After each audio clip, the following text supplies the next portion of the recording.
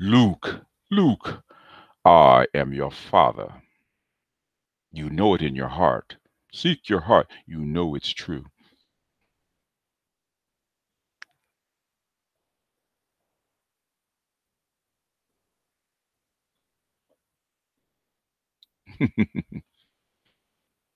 Hey, Nisha. Exclamatic.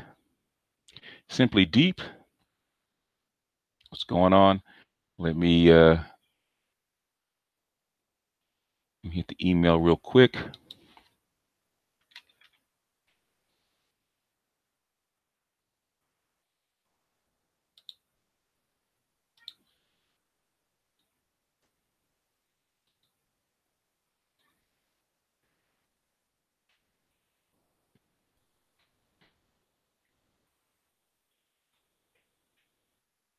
All right, there's the link.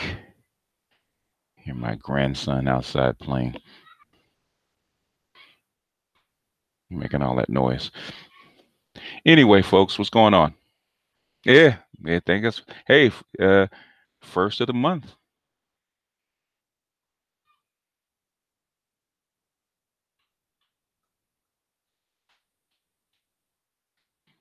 You're out there screaming. Anyway, what's up, folks?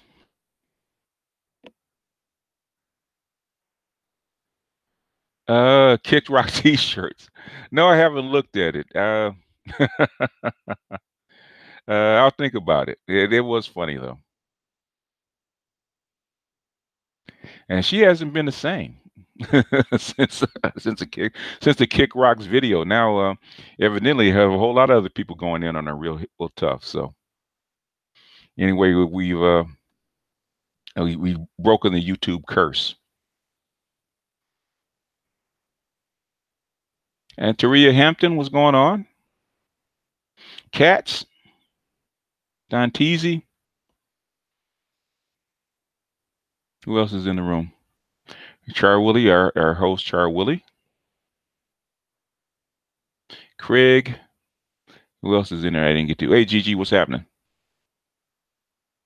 All right. So, what do you guys want to holler at? Do you guys see the video about black mothers? Okay. Yeah, I never thought about making a T-shirt of it. Just thought it was funny when I first was looking for what you call it, a thumbnail. And when I saw that, as far as Kick Rock, I said, "Oh, this is perfect. This is perfect." It pissed her off.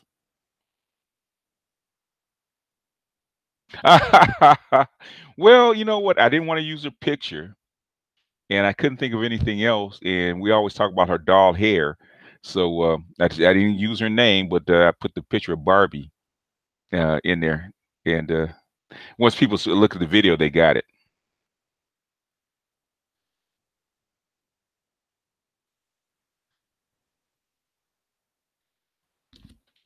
And Gigi, how is it up in the Bay Area?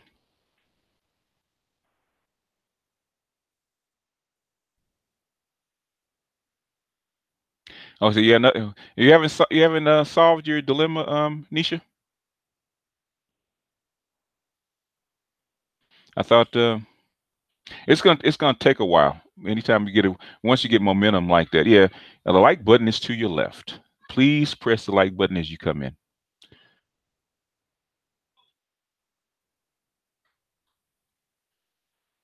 Oh yeah, they delete comments. And well, I actually was on the Hangout, actually messing with them. They always come to my channel messing with me, so I came to them messing with them. But they didn't boot me. I thought they would have kicked me out, but they didn't kick me out. They didn't ban me. I was kind of surprised. It would have been if they blocked me, it would have been in bad form because they would just prove me right. Ming Ming, what's happening? I said Ming Ming. I said my little porcupine boy. A few people came away with some quills. Okay. And so they got some quills for my little porcupine boy. They got stuck.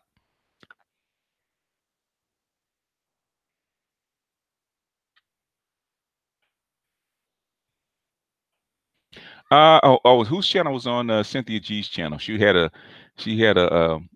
live hangout with and now she's actually it was funny. Now she's actually having doing hangouts with black men, which is funny. I said I've never seen that before. It's about the third one in a row she's had a hangout with a black dude. Because I challenged her, you don't even know anybody in the conscious community. I never see him on there. Now she has him on there. I guess she has to prove her mettle, which is good. Maybe it'll tamp down some of that crap.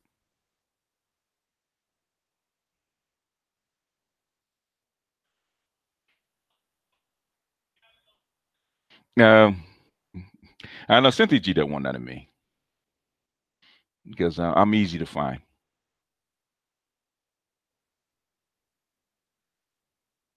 No, I never. I didn't get blocked. I was surprised. I thought I'd come in there, they would block me immediately. But I don't think I'm trying to think I've ever. I don't think I've ever been blocked on any women's channel. I don't think I've ever been blocked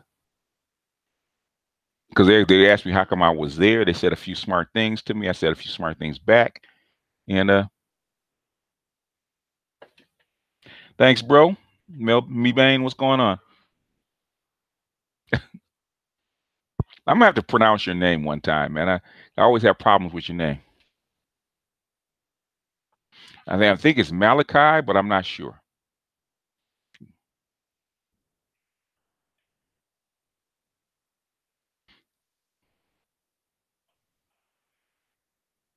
All right. The like button is to your left. Please press the like button as you come in. The like button is to your left. Please press it upon entering. The like button is to your left. Please press it upon entering. What's going on, Walt?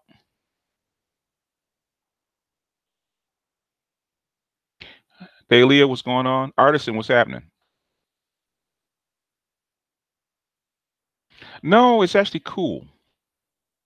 It hasn't gotten above. I think today was the warmest day and it's 71, which is really, really cool for this time of year. We're gonna get a late summer. Shady Flu, what's happening?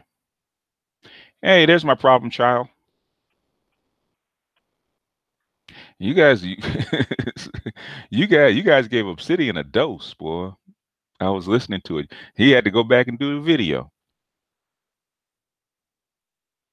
But I don't like that. If there's an issue with somebody and you're on a live hangout, you should be able to solve that issue. Then you shouldn't have to go back and do a video behind their back about what happened to you. You know, I like to settle that stuff. I like to settle that stuff live, so at least we can actually talk. I don't like that. I'm be on a hangout. I don't like what happens. I'm gonna go back and make another video. No, settle it right then and there.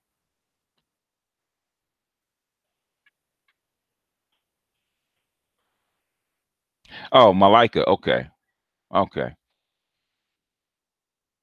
I got to remember that because I've been trying to figure out. So how did he? How do you pronounce your name?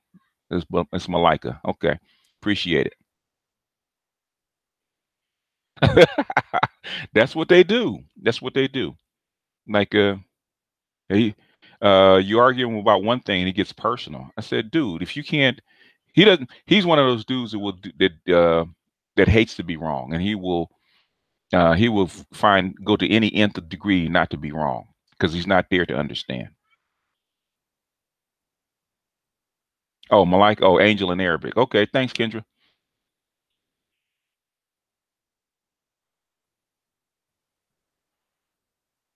You know what? I'm probably gonna have to binge watch it because I haven't. I don't watch much TV, and there's very little I watch now any day anyway. So, if I do get interested in something, I have to binge watch it because before I had more time when I didn't have a channel. Now I have, going through the comments and looking at other people's videos and looking at other material on Facebook, not Facebook, but um, what is it, Twitter and my news feed and stuff like that. So by the time I go through all that, it's like I don't have time to watch it, but I have to make time. Torian, what's happening? Yeah. Yeah, I think binge watching has gotten people like me lazy because we don't watch it, in sequence. so we don't cut time out of the day. Said, all right, I can always catch up. And the thing is if you binge watch, you see an episode that you don't like, then you kind of like fall off. So then I don't feel like watching the rest of it. So, but if it's really good, like I have to catch up on Atlanta. I think I seen the first episode, and I had to binge watch that because they said there's things in Atlanta that I should see, so I have to binge watch. There's a lot of stuff I got to binge watch, and plus I'm so far behind in my books, my audio books and my reading books. Man, it's just ridiculous. So I probably have to um, replicate myself to catch up. El Quizzo, what's going on? Yeah, there's so much stuff out there that people say you should watch, man. You can't get to it all. There used to be like one or two shows that you needed to watch. Now there's like, oh, dear white people. I know it's some bullshit. See, millennials can do that. You guys got the fortitude to actually watch that stuff. If something is not up to par, I don't think it's up to par. I can't get through it because there's so much other stuff to watch. Yeah, well, yeah, basically, Atlanta is basically. I don't know how people argue about Pookie and Ray Ray when Atlanta is all about Pookie and Ray Ray because Ern is educated Pookie, and his cousin is the quintessential thug Ray Ray. Okay, is Ray Ray.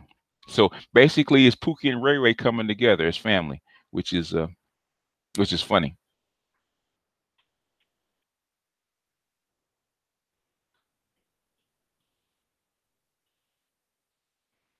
No run policy. Okay. Oh, after 5 episodes?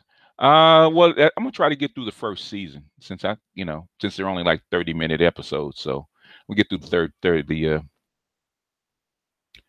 What's the definition of a bed wench? A bed wench is really the definition of a bed wench is a black woman in service to a white man. So in other words, it's not that you marry to a white man, but the thing is that you take on the white man, the masters of the white man's mindset. And that's what the definition of a bed wench. So just because a black woman is married to a white man doesn't mean she's a bed wench, even though we try to put it on her. But if she takes on, say, like Steven Spielberg's wife, she's black. She's married to yeah, is it Spielberg? No, George Lucas. George Lucas's wife. She's her own woman. She's the one. She's the reason we got Red Tail. She said, "You're going to make a movie for black people." Even though she's married to a white man, she's not a bed wench. Not to me, she's not a bed wench because she still has a consciousness for her people. Otherwise, Red Tails would have never got made if it wasn't for her. So even though it could have been better, but it's a George Lucas film, so it's a George Lucas film. But the thing is, it would have never gotten made if it wasn't for her. So in my estimation, even though she's married to a white man, she still has some consciousness and she still cares about her people. So in my estimation, she's not a bed wench. You never see any black man attack George Lucas's wife, ever, ever. They don't call her a bed wench. They don't call her names because they respect her. So I don't have a problem with it. But you take uh, what's her name? That worked for Donald Trump. What's her name? She's a bed wench, even though she's married to a black man, and she's still a bed wench because she's taken on the slave master's mindset.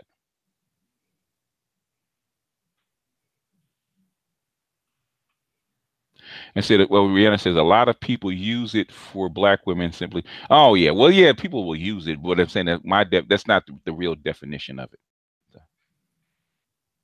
Just like every black man that's married to a white woman is not a coon. And even if they are coons or bed wenches, if they're telling the truth, they're telling the truth. Yeah, Omarosa. Omarosa's a bed wench. Okay, she's a classic bed wench. No, she might have, but Omarosa, and you can have you know, you can have a woman that's married to a black man that's basically a bed wench for white men. So, in my estimation, you can jump in at any time, X, if you want to. I'm just I'm Well, just I'm just chopping it up and until we get started. But you can start at any time. well, peace, Master Teacher. Peace, folks. Peace, Charles Willie. What's going on? She had to come wrangle me up, man. I was in Discord Please with the brothers. I've lost track of time. Oh, well, usually the first 30 minutes, I just take questions from the comment section anyway. So, but I know you wanted to get started early, so she probably had to snatch you out because I know it's hot over there, especially Obsidian. If nothing else, when he throws the fire, I mean, basically he, you know, oh man, he's a disruptor. Yeah. So basically, and and thing is, he's a bulldog. He's a little bulldog terrier. He gets hold of a bone, he won't let go. You have to just cut him off. So. Well, I call myself meeting the head on to minimize the damage because I knew he was just on bullshit from the beginning. Yeah. So we might as well just get it out there. Well, see, they don't have that Aries directness that you do. Yeah, well, now he's dubbed me Ming the Merciless. So well, yeah, hey, Ming the Merciless. And in other words, you don't tolerate bullshit, and you don't. Not in the least. No, you don't. You have a very low tolerance for bullshit. Even Angry Man has a wider tolerance for bullshit than you do. Probably. I would probably agree. You know, I mean, you have, what is it, zero tolerance? Yeah. Yeah, so I could tell. For the most part. For the most part. Well, to me, it feels like I'm tolerating it, but to you, it feels like I haven't tolerated anything. Well, yeah, it's on a scale. See, you get a 0.001%, and that's too much. Mm-hmm. With me, it's I'm like 50-50. I like people to drown in their own bullshit, personally. Yeah, situational. So you see, you like Cerulean, you like to kick the chair. See, I'm trying to get him to put the noose around his neck, and Ming, stop kicking the goddamn chair. Yeah. He's gonna hang himself. Let him get the noose around his neck first. I just want to get the shit over with. Pull a Band-Aid off. Well, the thing is, he's gonna get away. I said, now he got away. See, if you kick the goddamn chair from underneath before you put the noose around his neck. I think that's how Kendra felt. yeah. See, like, oh man, damn, you done incinerated them already. Yeah, ain't leave none for nobody else. Yeah, hell no. Leave none for nobody else. I had the cup ready with a little bit of cyanide right around the rim. I was gonna get him to drink it. And Ming said, "Fuck all that bullshit." She pulled out the axe. Yeah, but like Lizzie Borden, she had 40 whacks for his ass. The thing is, some people are a thick piece of meat, right? And if you turn the heat up too high, guess what you're gonna do? You're gonna burn the outside, but guess what's gonna happen in the inside? It's still gonna be raw. Something you got to slow cook some niggas, okay? Yeah. So you got. Go ahead. No, I saw the whole video. I was like, he really reminds me of a toddler trying to recite a nursery rhymes by white people. Like, this is really sad. Well, you know what? There's some guys that think, okay, because I get this a lot, and this is just me. This is what I'm seeing. I also hear from women too. They think that women are children, and I don't believe that. I think women are adults just like everybody else, and I think some men, like Obsidian, come into a circle and they think they can treat women like children, and they're not. And when they get women that don't kowtow to that or actually play that role, because women are good at playing that role, don't play that role, and they get stung, they say, oh shit, okay. No, they're responsible thinking adults just like everybody else. And when I think when they get faced like that, some men can't handle that.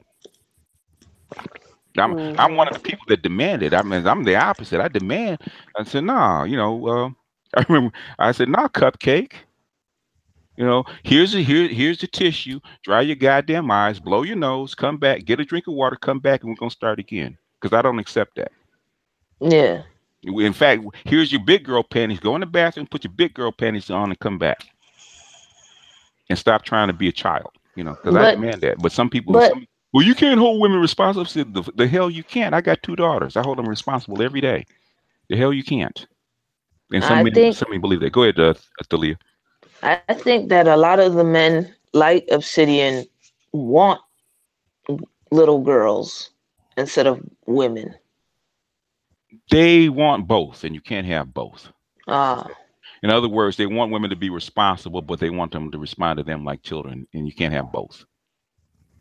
And that's not, and that's I don't think having having a child as a partner is good for anybody, because you can't raise strong families or a strong relationship with a partner that's a child. That's just my opinion. And any partner I've ever been with, I don't allow them to shrink in that child role. You can't, oh, what do you want me to be like? I want you to be yourself, because I need to know who you really are. So if I'm going to go down this road with you, I need to know exactly when you're going to go right and when you're going to go left, because I don't have to, if my ass is out on a limb, I don't need to be guessing which way you're going to go. I need you to be solid, So I don't believe in that you're going to shape yourself from bullshit. I need to know who you are right now, so I can determine whether we're a good fit. And if we're not, that's all I was doing yesterday. Yeah. So I know what you were doing. You were cutting it short. And basically, if you're going to be here in our circle, talk to us like you respect us. Don't say. I know when he said I reject the premise, I said Ming's gonna come in and slice him. That was so funny. As soon as he said that, says Ming gonna come in and slice him. So, Ming got that kung fu ready. No, Ning had those double katanas, like in other words, you don't say Deadpool. The right thing, like Deadpool, yeah. You said the wrong thing, you're gonna get sliced, and he got sliced. Had he said the right thing, we could have chopped it up all night. Because now this goes from a debate to a build, where everybody's trying to actually share information, even if it might get heated sometimes. But just for you to tear us down and talk that shit and present your empirical evidence and then go back and suck each other's dick on your channel about what you did to the women over there, not on my watch.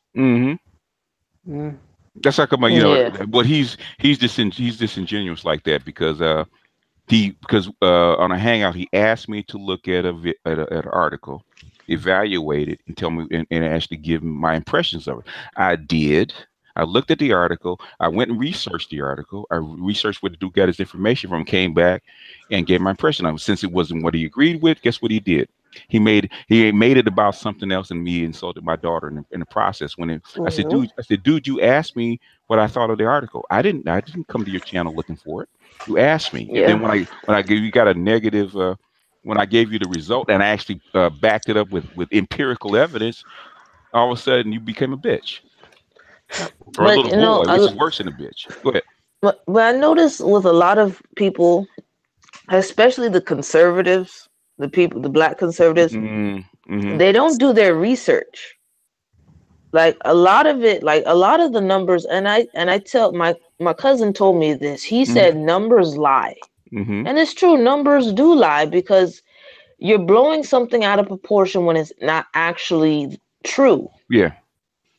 Yeah, but the thing is that what most people don't understand, and anybody that has done stats or any kind of research, is that one number does not stand by itself. So you can't take one study and take it as gospel truth. Yeah. You have to take a bunch of studies from a bunch of different places and see if you can replicate it. And in scientific method, if it can't be replicated, then it's not true. So it has to be. You have to take your theory and see where it's replicated someplace else. So when I do research. I don't just look at the black community as far as out of wedlock births and marriage and all that kind of stuff. I said, okay, this is the black community. Is it happening someplace else that's similar? And saying and if it is happening someplace similar, what is causing it? And then if you see it in 3, 4, 5, 6, 7, 8 places, okay, now we have a theory that might be true. So now you take historical evidence from several different places, several different charts. You chart it over time. That's like I believe in charts. You chart it over time, and then you see where there's an anomaly, right? So where you have a bump like the baby boom or a baby bust or something like that. And then you go back and research what happened during that period of time to actually cause it, and to see if it's happened before. Then you can have a working theory, because no number stands by itself. I always say that. They say, well, I don't believe in empirical evidence, not by itself. You have to say. There has to be other factors. There has to be other places where it happens, and you have to bring in a whole bunch of stuff to actually have a working theory. So you can't take empirical evidence is good, but one number does not stand by itself. Yeah. Okay, guys. Go ahead, Char. We'd like to get started because Brother X, he needs to start early, and it's time on the top of the hour. Oh, he got to. Okay. In other words, you got to be in with the chickens, huh? There you go. He's a working man. I don't blame him. X is a hard working man. He probably gets up. What time you get up in the morning, X? About 4:35? Usually, I usually get up never later than 6. Yeah, I see. Yeah, never later than 6. I have to get up even earlier now because I just acquired another building this week. So I'm in the process of transferring that over and looking for guys and cleaning it up. So I have 2 shops now instead of 1. So George Jefferson moving on up, huh? Yeah, I'm trying to do something. I want to leave my kids something. I want to leave my grandkids something. So I heard that. Got to do what I got to do. And also I want to stop working within the next 5 years. I just want to be the guy that comes in and checks the books and then pull off. You're welcome. I ain't mad at you. Drink your lattes with your pinky up in the air. Yeah, man. I want to spend the rest of my old man years fishing. I don't want to be working. I want to be working too much longer. I heard that. All right, go ahead, Char. Jump in. All right, guys. Get those likes up, and then we'll begin. All right. The like button is to your left. Please press it as you enter. Otherwise, me and X will go into fundraising mode. You don't want that. Yeah, you don't want that. I love the super chat button, but the thing is, I know you guys will prefer the like button. So please press the like button, get the likes up so we can get started. Char's a stickler on the like button. The show won't start until you hit the like button. BGS? Yes, ma'am. This is Terea. Good evening, everybody. Hey, Terea. I have a 2-part question, and I typed it in the chat. If it's real quick, because the guest is here right now. Otherwise, you're going to have to wait a couple hours until we're finished. But if it's real quick, you can answer it. Yes. Now, I want to know which has made you evolve more, your family or your friends? And how important do you think it is for young people to have a friendship circle or a social circle? I would say your friends, and for me personally, it was basically for me personally it was my children, because I always say that's why you need to pick the right person to have children with, because if you don't, it's going to actually once you go down the dark path, wherever it will control your destiny. That is very true. And I had issues with the mother of my children, and I needed a way to actually either fix it or mediate it. So that actually forced me to look at other things, and actually forced me to grow, forced me to get into spirituality, made me do research and other stuff. So a lot of stuff came from me having children. So personally, but I would say your friends, and find one good teacher. But the thing is, you'll probably change more. Your parents set a base. Okay, your parents set a base of who you are as a person. But after that, what causes you to grow, your friends and your experiences add on top of that. So I wouldn't say that that there's one over the other, because you can't put a building on top of a weak foundation. If you have fucked up parents, man, you have a hard time. You're gonna have a hard time in life, a real hard time, because the damage that a bad parent can do to you as a child, man. Hell, I know my partner who died at age 67, man. From he could his mother giving him away to his aunt is something that haunted him throughout his whole life. I mean, haunted him to the day he died. So that's the foundation. That's in the deep root. You can cover it up, you can mediate it, but the thing is, without decent people, the better your parents are, the better your foundation is, the stronger the building's going to be, because that's going to actually lead you to what kind of friends you pick, where you work, what kind of people you attract, all that kind of stuff is going to influence it. So that's the foundation. But I would say the parents set the foundation, but your friends and your experiences are actually going to influence you more, if that makes sense. It does, and thank you for answering. Yeah, if it makes sense. But for me, that really changed me was children. It's different for everybody, but that's what changed me. My children actually made me.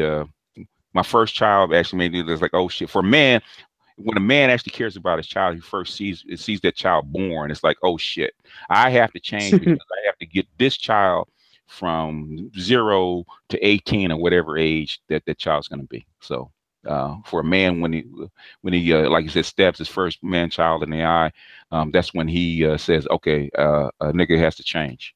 Okay. I know it's not, but sometimes it's different for everybody. It's just me. Okay. Okay. Thank you very much for the response. I appreciate it. Okay. You can come back later. We can chop it up. But the X is here so early. So.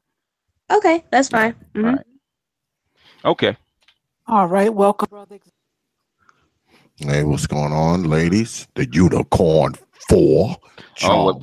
Plus. Really? Yeah, the Unicorn Plus. Who else we got? Lady Tyria, Mm-hmm. Thalia, Hey. Lady Nisha. I know who you are. What's good, y'all? What's good? Good. Nothing too much. How are you? Look at y'all acting like y'all don't know me.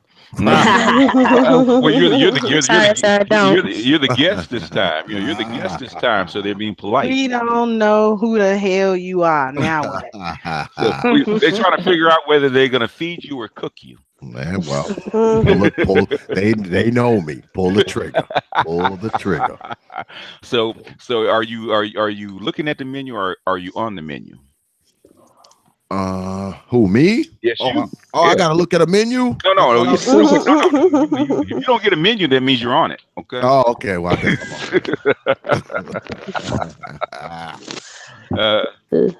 all right. Where are we starting, Char? All right. Brother Xavier has the floor. Okay. All right. All right, Brother X. Go ahead. Right. Now, what am I supposed to be talking about again? I don't know. Make something up. What am I supposed to be talking about, Char? Let's see. Give us a rundown. Yes. Women are the pursuers. Oh, okay. Here we go. Okay, that's all right. Okay. All right. I had to go in my email and see what was happening here. Make sure I'm supposed to. I don't want to start talking about stuff that's not on the old itinerary. Well, fake it till you make it. But you know me, master teacher. I know you. I know you. Hey, well, sometimes we get a carryover. Sometimes. Yeah, it happens a lot. I believe that women are. Hey, pull your mic back a little, Kendrick, because you're breathing into your mic. I do believe that women are the pursuers most of the time. They have a tendency to make us think that we're pursuing them, but I don't think that that's true necessarily. I believe that women are the deciders. They decide whether or not the relationship is going to go down or not. They're also the deciders of whether or not sex happens.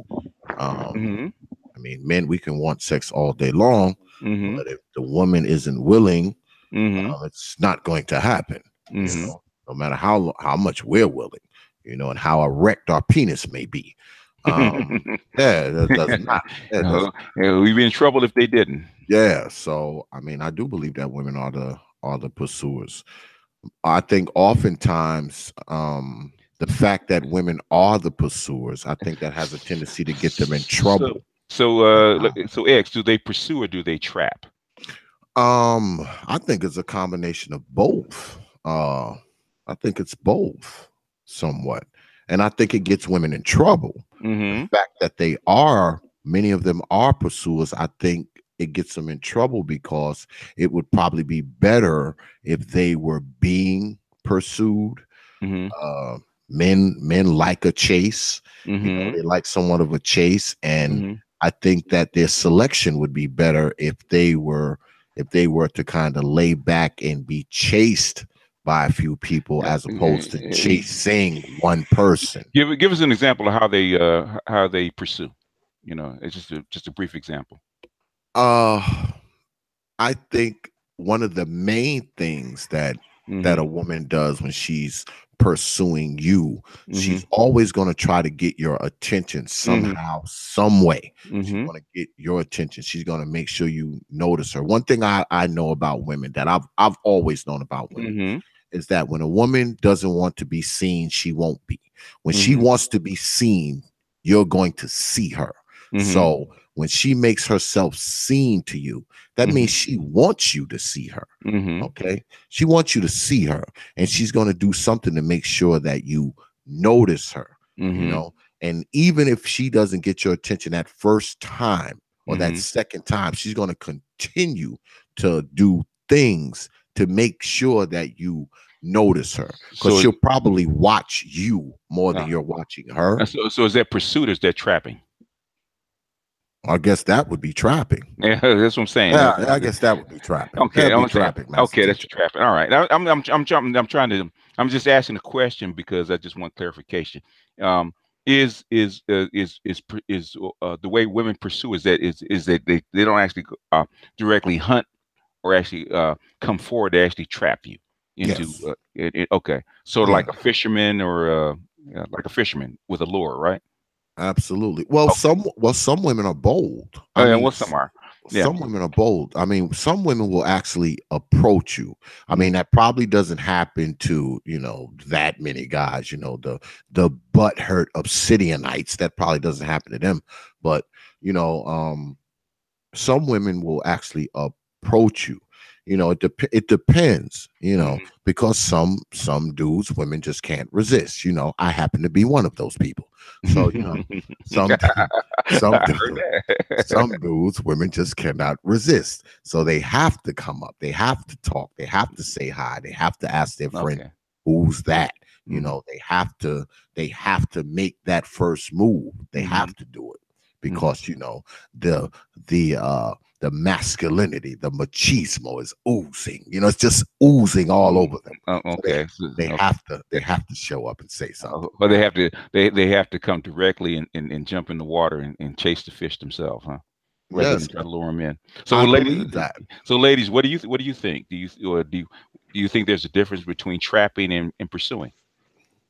No, I believe they're one and the same. Okay, it's just how you go about it. Like, I remember when I was in high school and I started dating folks, I just tend to like just come up to them casually and have a conversation with them. And we would like get together, get to know each other, or have a group of friends. And that's how I would like pursue somebody. Like, I'll meet up with them or talk to them directly, or if they come to me, because I would I would start a topic and I would get their interest. And just started, and then like from then point on, we just started hitting it up, and sooner or later we'd be talking 4 or 5 hours, and that's how I got you. Because I know what you like. And if I know what you like, I'll just start talking your lingo. Okay. Oh, but you know, go ahead, me. I think they're different, but I think that during the pursuit, the goal can change and it can start turning into a trap based off the desperation of the woman involved. Okay. Especially when you're in a circumstance where, say, it's a fuck buddy or a hookup or something like that, something that's supposed to be casual, and now she's trying to pursue you in that relationship. That's when that pursuit and trap starts to look a lot alike. Because now she's in competition with the other fictitious girlfriend she's created in her head, because she knows that you guys are just sleeping together and not, you know, monogamous. So now she's gotten desperate, and now she's trying to trap you. Do you think that a woman is there a difference between a woman that pretends to be a fuck buddy and she's actually looking for a relationship, or does it actually turn? I think that all of those things happen. You have the women who are genuinely only want to fuck buddy, and you have the women who are faking like they want to fuck buddy because they know that's the only way to get close to a man, and they're hoping the sex is good enough, and all these other wonderful things they're going to introduce during the process of this relationship will make it turn. Yeah, because I've only experienced the one where they were actually hoping to get me into a relationship by pretending to be a fuck buddy. Exactly. That happens. That's prevalent. That happens a lot. But then you have the women who pursue you but make you think you're pursuing them. I mean, because the truth of the matter is, we pick y'all. Y'all don't really pick us. You think you do, but not really. Yeah, that's true. Especially not if you're dealing with a savvy woman. So I agree. That's what I have to add. Well, I don't know. I think that it depends on well, the age category and the context. So, for example, if you are in kind of like a fishbowl situation where, for example, I don't know, your church or something, there's not always a lot of eligible bachelors inside the church. And then an eligible bachelor starts coming because he's so-and-so's, nephew or whatever. And, there are 10 single women in that general age category. Well, in that case, the women are pursuing him and he's going to sit back and he's going to pick.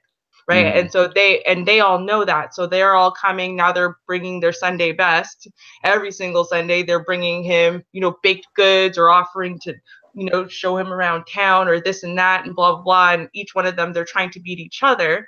And they're trying to simultaneously appeal to him. I'm going to show you what a wonderful woman I am. And, also what a great wife I would be. Do you want me to come and, I'll take your dry cleaning out for you, whatever. Right. Courting. So, they're courting and they're all courting simultaneously because they are all trying to pursue him and he's going to sit back and pick. So I think that is slightly different than on average where, like, say a woman goes to a club and whatever and a bunch of guys are going to hit on her or give her an eye and she's going to pick. She's going to pick out of the guys who are looking at her because I'm sure they all want to sleep with her. That's what she's thinking. She's like, which one of these guys do I want to talk to? And if she's, I don't know, if she's the fuck buddy type, take home tonight. If she's the maybe relationship type, try to, exchange numbers and talk or whatever. So normally it's the opposite way, whereas, and especially if you're younger, when you start getting older, as being said, you start getting a little bit more desperate. You're not quite out of childbearing, the childbearing age. So you could still give him whatever guy you find a kid, but you're running out of time and you don't want to be a 45-year-old bride or whatever it is. So you start getting more desperate and you stop sitting back and waiting for the looks to come to you and you start trying to find the eligible bachelors and then pursuing them. So I think it depends. I like that, the old picture, the old vulture, patience my ass. I'm going to kill something, huh?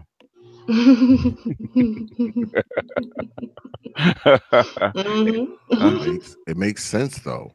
It does make sense. I mean, oftentimes, I mean, there's usually a standoff between men and women often, and it's always one person who's, most of the time I should say, there's always one person who likes the other person more than, one person has more attraction than the next. It's not that often where y'all see each other, I know we see that love at first sight crap on TV, and it's this mutual attraction and you meet in the middle of a park and y'all are just tonguing each other down even though you just met like 5 minutes ago. I mean, it doesn't really happen like that all that often. It's usually one person, they like this person and this other person kind of comes around to liking them because this person happens to be attracted to them. I mean, that's usually what gets you in. You see somebody that's attracted to you and you start becoming attracted to them just because they grow on you. To you. Yeah, they grow on you. Yeah. Like who likes you? Yes, I've heard that more often than not. I ask the guys, why'd you marry your wife? Well, she grew on me. I hear that a lot. I think it works both ways though. I mean, the guys, I've had, I know with me and my wife, I mean, when I first met my wife didn't even like my ass. She didn't even like me, but I kept plugging at her. So, I mean, she never took you a long time to get a chance or what? What do you mean? She didn't like you? So were you a fuck buddy? No, actually, I wasn't. When I met my wife, and the U4, they know this story because I've told it before to them. When I met my wife, I mean, my wife is she's been a cosmetologist for like forever. And at the time that I met her, she owned a beauty salon. And I used to hang out, at her beauty salon because I liked her. She had that body, she had that body going on. Okay, all right. know, had that body that was just crazy. So so you played the woman's role, huh? You kept hanging around. I hang around. hang around. Yeah. Okay. All right. So, and she didn't like me. I mean, she didn't like me. She didn't really like me at all. Okay. She really didn't.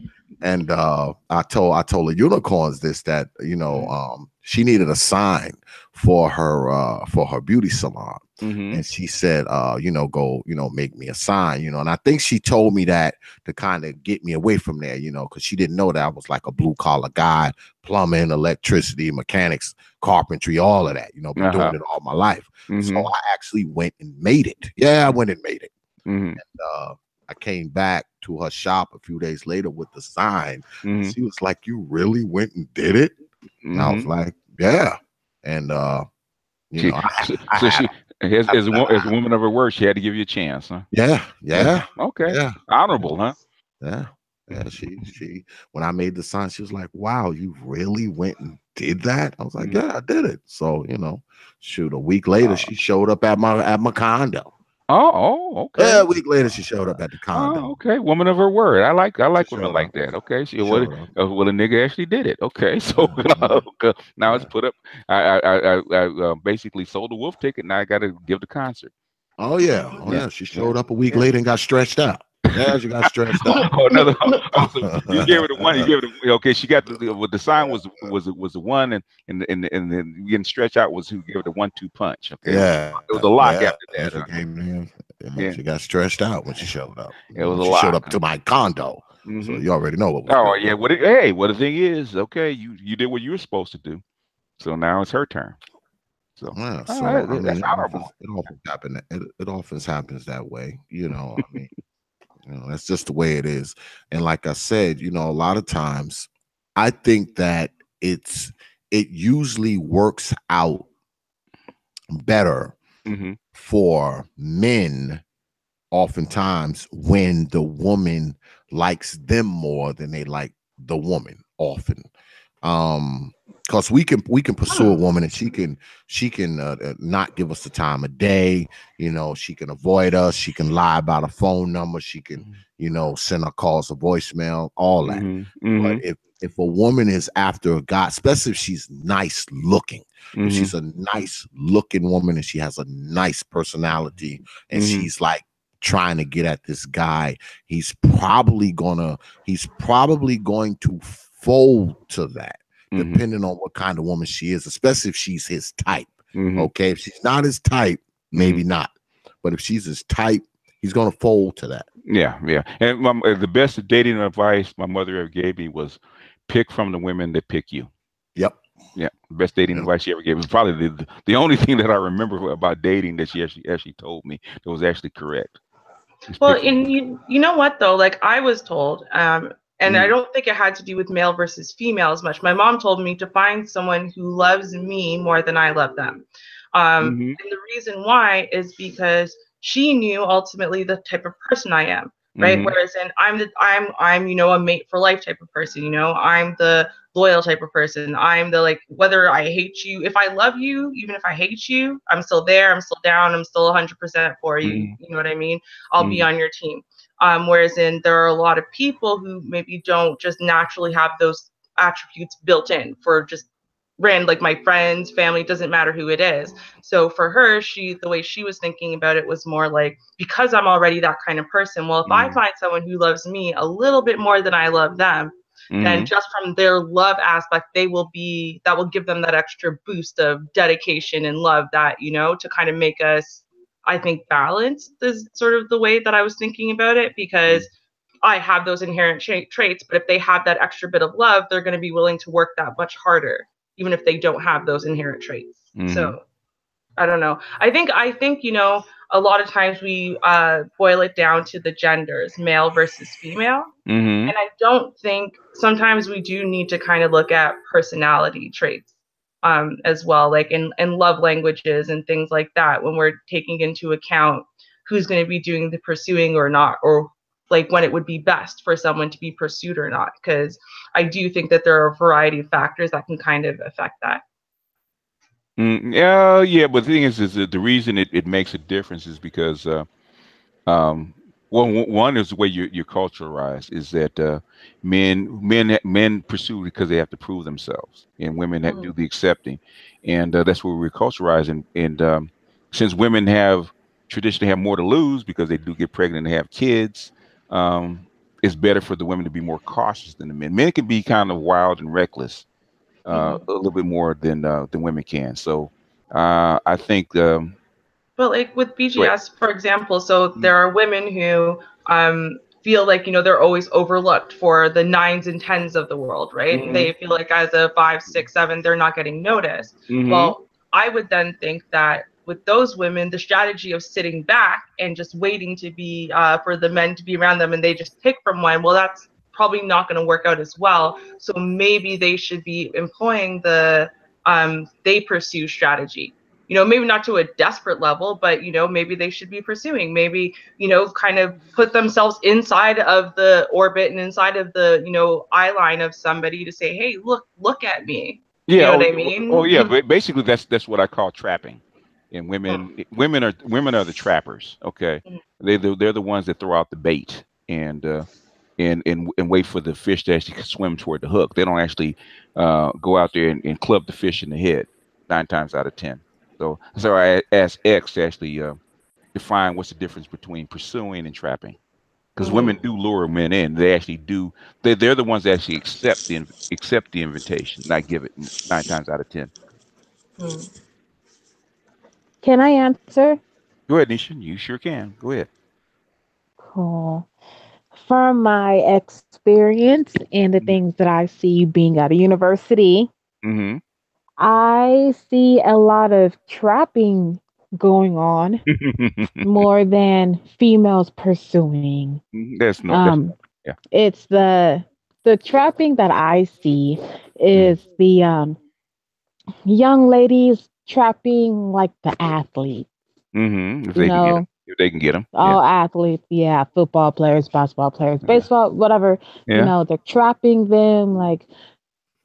It all has to do with you know, they sleep with them in the intent of getting pregnant by one of them, so then they can get a check and have their, you know, scapegoat from their life or whatever, you know, like in case they make it big or pro, then, you know, they got a baby with that person. And they think that they're going to fund their, you know, lifestyle or something, I guess. Yeah, well, if that lottery ticket that they punch actually comes through, what happens if the dude becomes a janitor? Right, exactly. It hurts his and knee, these becomes a women janitor. think that all these guys are going to be professionals and they're going to make millions of dollars and blah blah blah. When that's not necessarily true, but that's what they believe. Oh yeah. You know, I've seen some of them, you know, get pregnant, and the guy they got pregnant by, you know, then dropped out or whatever. Yeah, you know, didn't make it big. I just did a story about like they that. just fooled themselves. I just did a story about that because the guy got he was like an all city football quarterback, and he had a scholarship, and he got inside of a month he got 3 women pregnant. And they all had babies for him. The thing is, he didn't, you know, he had to drop out of college. He didn't make it. So he became a regular dude. So in other words, the lottery ticket that they punched didn't turn up. So, which is why I think that that women have more to lose. Basically, they're putting more skin in the game by doing that. Because if you do that, basically you're pushing all the chips to the center of the table and say that I'm all in when you have a baby. Which I think is the other type of trapping that I see. I think it's situational with these women, but it turns into trapping because it's the white women pursuing / trapping the black men into having their interracial babiys. You know. Yeah, or basically women start. Ming has a daughter, and you know, Ming can tell you, little girls start trapping at 12. them little booty shorts and them little tight shirts and stuff like that. Going, I'm going to the store with my friend. You going out there to trap for attention? Okay, you start practicing trapping at 11 or 12, and then you just shake your head because I had many conversations with my daughter about that kind of stuff. Or you know how they sneak the put their tight clothes in the backpack because they don't want their mother to see them go out of the house like that. They know they This girl at my middle school used to do that. Oh, yeah. We went to a uniform school, so we had to wear uniforms. But she would wear like booty shorts under her uniform, you know. So like after school, she'll just, you know, go somewhere and change and then be thotting around. Yeah. That's trapping. That's trapping. That's what I saw in elementary all the way to high school. It's universal. You know, the only time you don't see it is when the society actually restricts it. When the women actually come in and restrict that shit. Because when you see women that don't dress like that, that means the mothers actually come in and restrict that shit. Because the men don't have any control of it. Who else was trying to get in? It was Cats. Were you trying to get in, Cats? Yeah. You can jump in at any time, X, because you're the guest. Yeah. I'm just listening to the ladies. I'm just listening. Okay. I agree with Nisha. I do see a lot of young girls trying to trap the young guys, trying to do the whole child support hustle thing. But I was gonna say about these athletes and stuff. One time I did take my cousin to a Pelicans game. And mind you, at the time she was like 13, 14 years old. Okay. And she thought she was gonna leave the house with her midriff showing and some super tight pants. And I was like, what are you wearing? And she said, oh, come on. And I was like, no, put some clothes on. Because, you know, like if I take pictures over there, and because she likes to take a lot of pictures, if her mom sees that, she's going to flip. But I'm like, she thinking about trapping ballers at like 13 years old. I'm like, what the hell? It starts early, you know. We little boys look at the at pinup posters. We think about if we get in a chance to actually trap our dream girl, which is very difficult, we'll do it too. So but we just do it a different way, you know. A 13-year-old will step to his dream girl if he meets her. But this was a 13-year-old at a Pelicans game. Yeah, so women, like I'm saying, if the thing is, if you have a daughter, you'll see it. Okay, you'll see it. The first time they want to go sit with their friends, and they'll actually. So why do you need to put on those little ass shorts and that tight ass shirt just to go to the store that's 2 blocks away? You know what it is. That's trapping. So if she's around ballers or NBA basketball players, she said, I might be the 1 in a million woman, 13-year-old that can actually trap one of these guys. That's why I hope to God. Going to jail. She's not going to jail. He will. BGS. Think about that. Exactly. Yeah. BGS. That's why I hope to God I have boys. I can't deal with girls. Can't deal with them. Hey, and you would make a good mother for boys. I don't think you and girls would, because they'd be crying. Well, isn't a lot of that stuff kind of age sensitive? Well, it's supposed to be, I would imagine. Like that what? It's age sensitive. Like, if you're certain, let's say you're a 21-year-old woman, right? Your methods are probably different. And I think Lady Classic was talking about this earlier.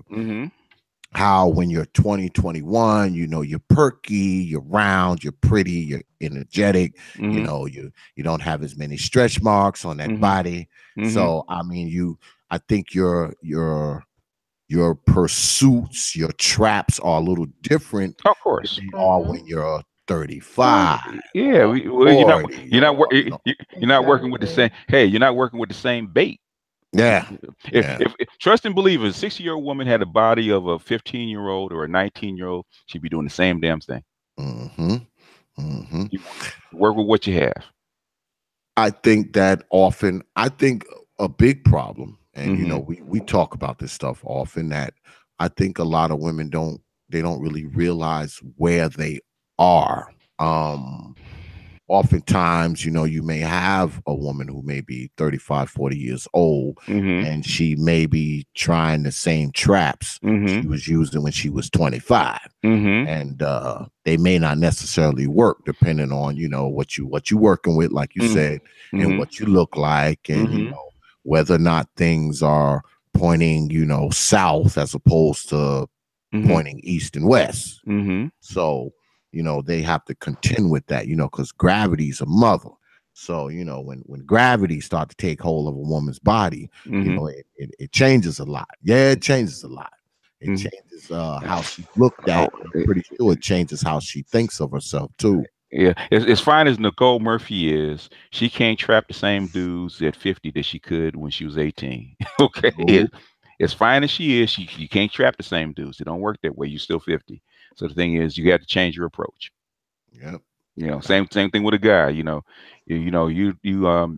have the, you're not Tigger. You don't have the bouncies that you did at 21. So when you get 40, you basically, your approach has to be completely different. Yeah, your approach has to grow up. Grow up. But the thing is, I think when you have the bouncies at 18, 19, 20, or even through your 20s, okay, you're pursuing. Okay, you basically using shotgun approach. It basically, when you get 40, you're trapping. You're setting up a trap so you can lure them in. Like they said. What was that joke that they did in? I think it was Colors. He said, "What did the young bull say to the old bull?" He said, "The young bull said, why don't we run down the hill and fuck one of them cows?" Okay. And the old bull said, "No, son, let's walk down and fuck them all." The difference in approach. Absolutely. I agree with that totally. I totally agree with that one. Okay, ladies, jump in. Yeah. Y'all normally chomping at the bit. They're listening to us. We're giving them game and they're listening to us. Yeah, they can feel free to fire some questions. I can hear the pencils moving in the background. Fire some questions. Ladies, what age did you guys start trapping? Start with walking to the store and looking for attention and trying to draw male attention. What ages were you guys? You hit the nail on the head. I remember being that young, talking about Ma, can I go walking? Well, you're a savage, man. You're a savage, man. You don't count. I mean, it never really happened to me because, like, personally, I just hung around with a bunch of dudes. So trapping was never my thing. Yeah, never my style either. So you never put on anything tight and walk to the store, Char? No, not yet. No, seriously. It would be like 5 or 6 of us, and we go walking in somebody else's neighborhood, and back then people in the heavy Chevys and all that stopping and trying to talk and get talk to the boys that's not in your neighborhood. Yeah, that stuff starts at like 11 and 12 years old. No, it never happened to neither. It never happened to none of my family, the women in my family, because a lot of the women got pursued because of our body shape. And I try to prevent people from pursuing me. Like, I would wear like baggy clothes, baggy shirts, but somehow my shit, like, I don't know, the guys can tell I have a shape. Because you have a big ass, okay? And so do I, but let me tell you this: you really can't tell if another woman is trapping or not. You can't tell her innermost desires and what she out here doing. Okay, you really can't say that. Okay. And you know the thing is like, but trust and believe. Even though I'm built like a Coke bottle and running my family, I'm very attractive, and I still was out there trapping. It's just what it is. Yeah. Well, and that's the thing. Like, for me, for example, like, I had pretty much almost predominantly male friends, and so with my boys, those are my boys. But then there were men, like, like these are my boys, these are my friends, and then there's the dudes that I'm trying to get to notice me, whatever. And likewise with my boys, I'm their female friend, and then there's the girls that are trying to fuck, right? I mean, like, so having male friends didn't really change that in my head when you want to start looking attractive. Now, I wasn't trying to. I remember the first time I can consciously remember really doing it. Was I wanted to look older. I remember the first time I wanted to look older, like I thought what I was wearing was kiddish, so I kind of rolled, you know, you're wearing shorts and they're hitting too long, so I kind of rolled the waistband up so that way they would be just that little bit shorter, just so, you know, so I could have leg like everyone else, because I felt like a little kid. And then, you know, it's like, oh, you kind of get the attention from guys, and it wasn't to get numbers or to date anyone. It was more to get the, you know, the cat calls, like this thing that's all it be about. The attention. Yeah, I wanted the validation.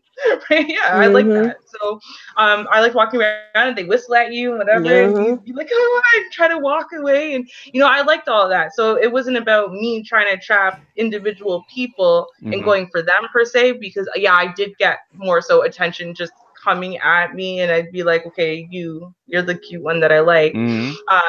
But, you know, as far as that, like, oh, I'm going to roll up my shorts that 1 inch higher. You know what I mean? And, oh, I'm going to make sure my legs are not only shaved, but I put cocoa butter on them. I had soaked my feet the night before, so they look nice in my running shoes, because anyone could see them. But anyway, right? And to make sure I did my hair, and then I kind of walked and tried to swivel my hips. Yeah, it was about 12, 13. It's trapping. It's trapping. Yeah, that's trapping. I remember I did it the first time I could really, really remember doing it. I was 12, 13, and I was in Brooklyn, and my cousin was going to bring me and my friend had gone down there. We went for some church convention, and she was bringing us to a movie theater in another area, and that's what we did. And so we were out of the house, and our shorts were one length, and by the time we got down to the block, they were completely shorter length. You turned them into Daisy Dukes. No, they were like more basketball short material, but like a shorter short, and so we could roll the waistband, and we still wore baggier. Right? Okay, make your booty cheeks hang out. Exactly. No, it wasn't that far, but we were showing a lot of leg for us, right? Like, I was a little Christian girl, like for real Christian girl. In Jamaica, they're not playing with that shit. So to me, showing off that much leg, like I'm wearing short shorts, was like, I'm such a slut, right? You wanted to be right on the edge, but not cross over, right? Yeah, like that would be crazy stuff, right? Like it's perception. Perception is everything. To me, what I was doing was really scandalous. To someone else, that would just might be the way they live every day, right? So, but I don't want people to think that even though we're using the word trapping, that it's like going on the whole stroll. No. That's not what it is. It's about the intent when you got dressed that day. Yeah. Like, let me put this one, make my booty look good. Let me go ahead and walk to the store. You know what I'm saying? Little stuff like that. That's all we talking about. That's all. But let me ask you, ladies, this though. When I was young. Go ahead, Kendra. Sorry. Go ahead, Kendra. Go ahead. It started at about 12 or 13. See, that's how I learned my place. That is why your girl started learning how to deal with men or boys rather at that time another way. Okay. Because see, what a girl is trying to do is ascertain what is her level in the eyes. Yeah, exactly. And so once she ascertains that, then she should be acting accordingly. Sometimes they don't. Sometimes they keep pushing forward in a way that is not really conducive to her. But I like to think I was among the smart ones. So once I realized, oh, your value is a little different. They're rating you differently. So you can't trap at the store. That's not your niche. They're not gonna go for that from you. And so it's like, okay, so I just stopped. I started wearing baggy stuff. I was like, okay, because the other stuff doesn't work anyways. So it's like, okay, I just had to figure out something else. I think that's one folly that girls kind of do. They don't know how to readjust. They just kind of either get broken or they get bullheaded and say, my scale is higher than these boys don't know what they're talking about. Yeah. And then they just I think I had to break up a lot of guys from doing that by walking them through the process, because that's how I always walk them through the process. You said, okay, admit, the thing is admitting. You did something earlier that most people don't do, is admit where your level is and say, okay, this is what I have to work with. Yeah. And most people, a lot of people have trouble doing that, male and female. Well, I feel that's a little bit of what Thalia was saying though about, because it sounded like she said the same thing that she did. Started wearing baggy clothes and kind of get her pursuit on through friendship, and you know, it sounds like the same thing, right? Yeah, sounds similar. I think Thalia said that she didn't want to be noticed because. Yeah, I did. I really didn't want to be noticed, and it's not because I'm very much content being single or just being in a relationship. I'm just content all around. But she's you know, not to say that she's masculine. I'm saying she's more dude. Okay, so she has more of a masculine air about her. So in other words, it's not that she's not a woman, because I know a lot of women like that have that air. So they have to approach guys different. They're actually more buddy with guys, even though they're still which actually backfires a lot, because a lot of times guys that view you as their friend will not view you as an interest.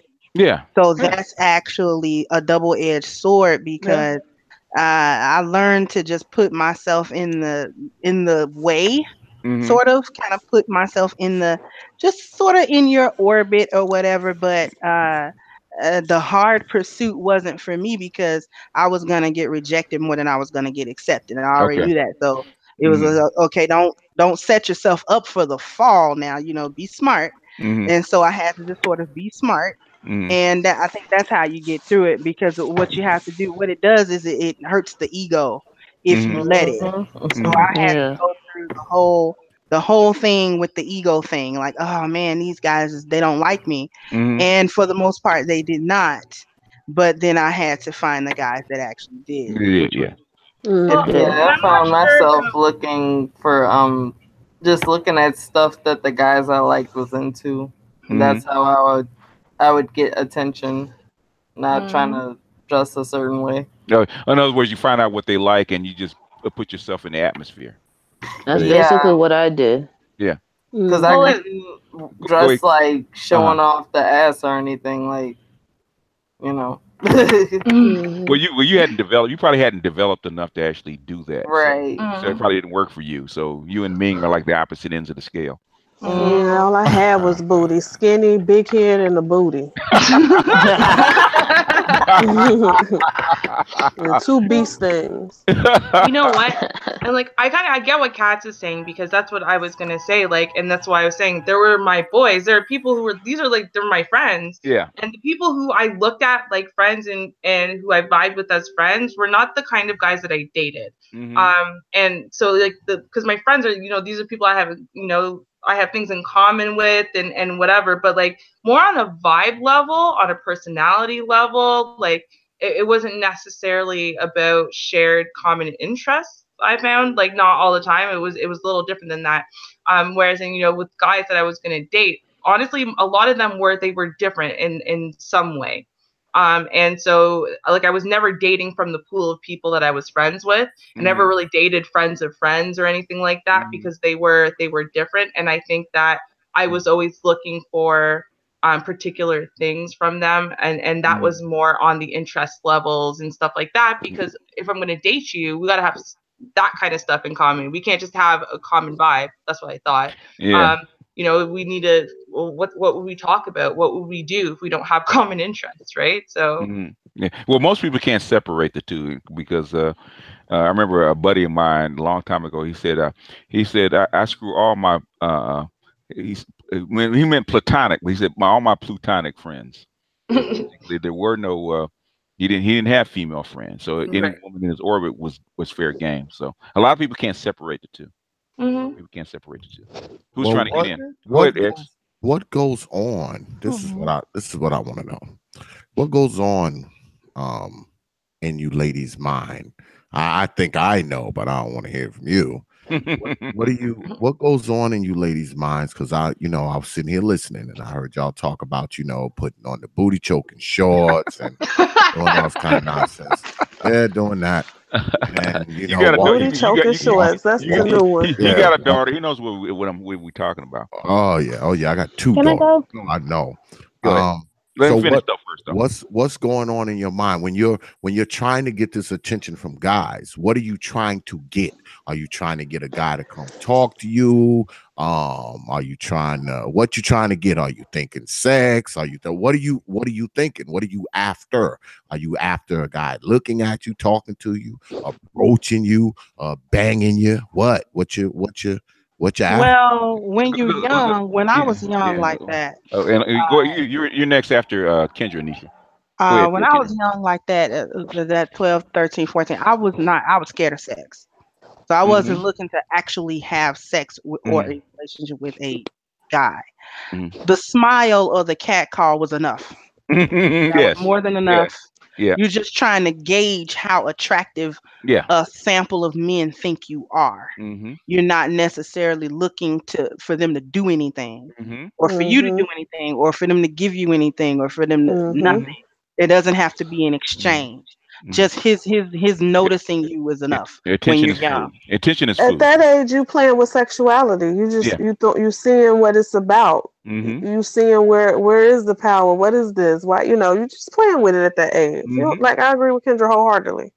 Yeah, that's all it is. I had to tell my daughter that because and she used to do that all the time, and I said, okay, you're looking for attention. You're looking for validation. You're looking for attention. Those guys are looking for sex. So you got to be careful. Yeah. Because then you become a dick tease. Yeah, you become. Well, you are a dick tease, but the thing is, you got to know how to use it. But you can't let them know that. When they can spot that that's what you are, all the shit goes downhill from there. Oh, when young boy, I'm telling you about young boys. Okay, they don't care. Because you're a walking penis anyway. So you can dick tease a guy, all night and for weeks. That's the first time in my life I've ever heard of blue balls. I have not heard that shit since I turned 20. Like blue balls, like was that even a real thing? Because they used to always talk about a girl giving them blue balls when I was a teenager. It doesn't happen all the time, but it can happen. Okay. It can happen. It's over exaggerated. Go ahead, Nisha, jump in. I know you're trying to get in.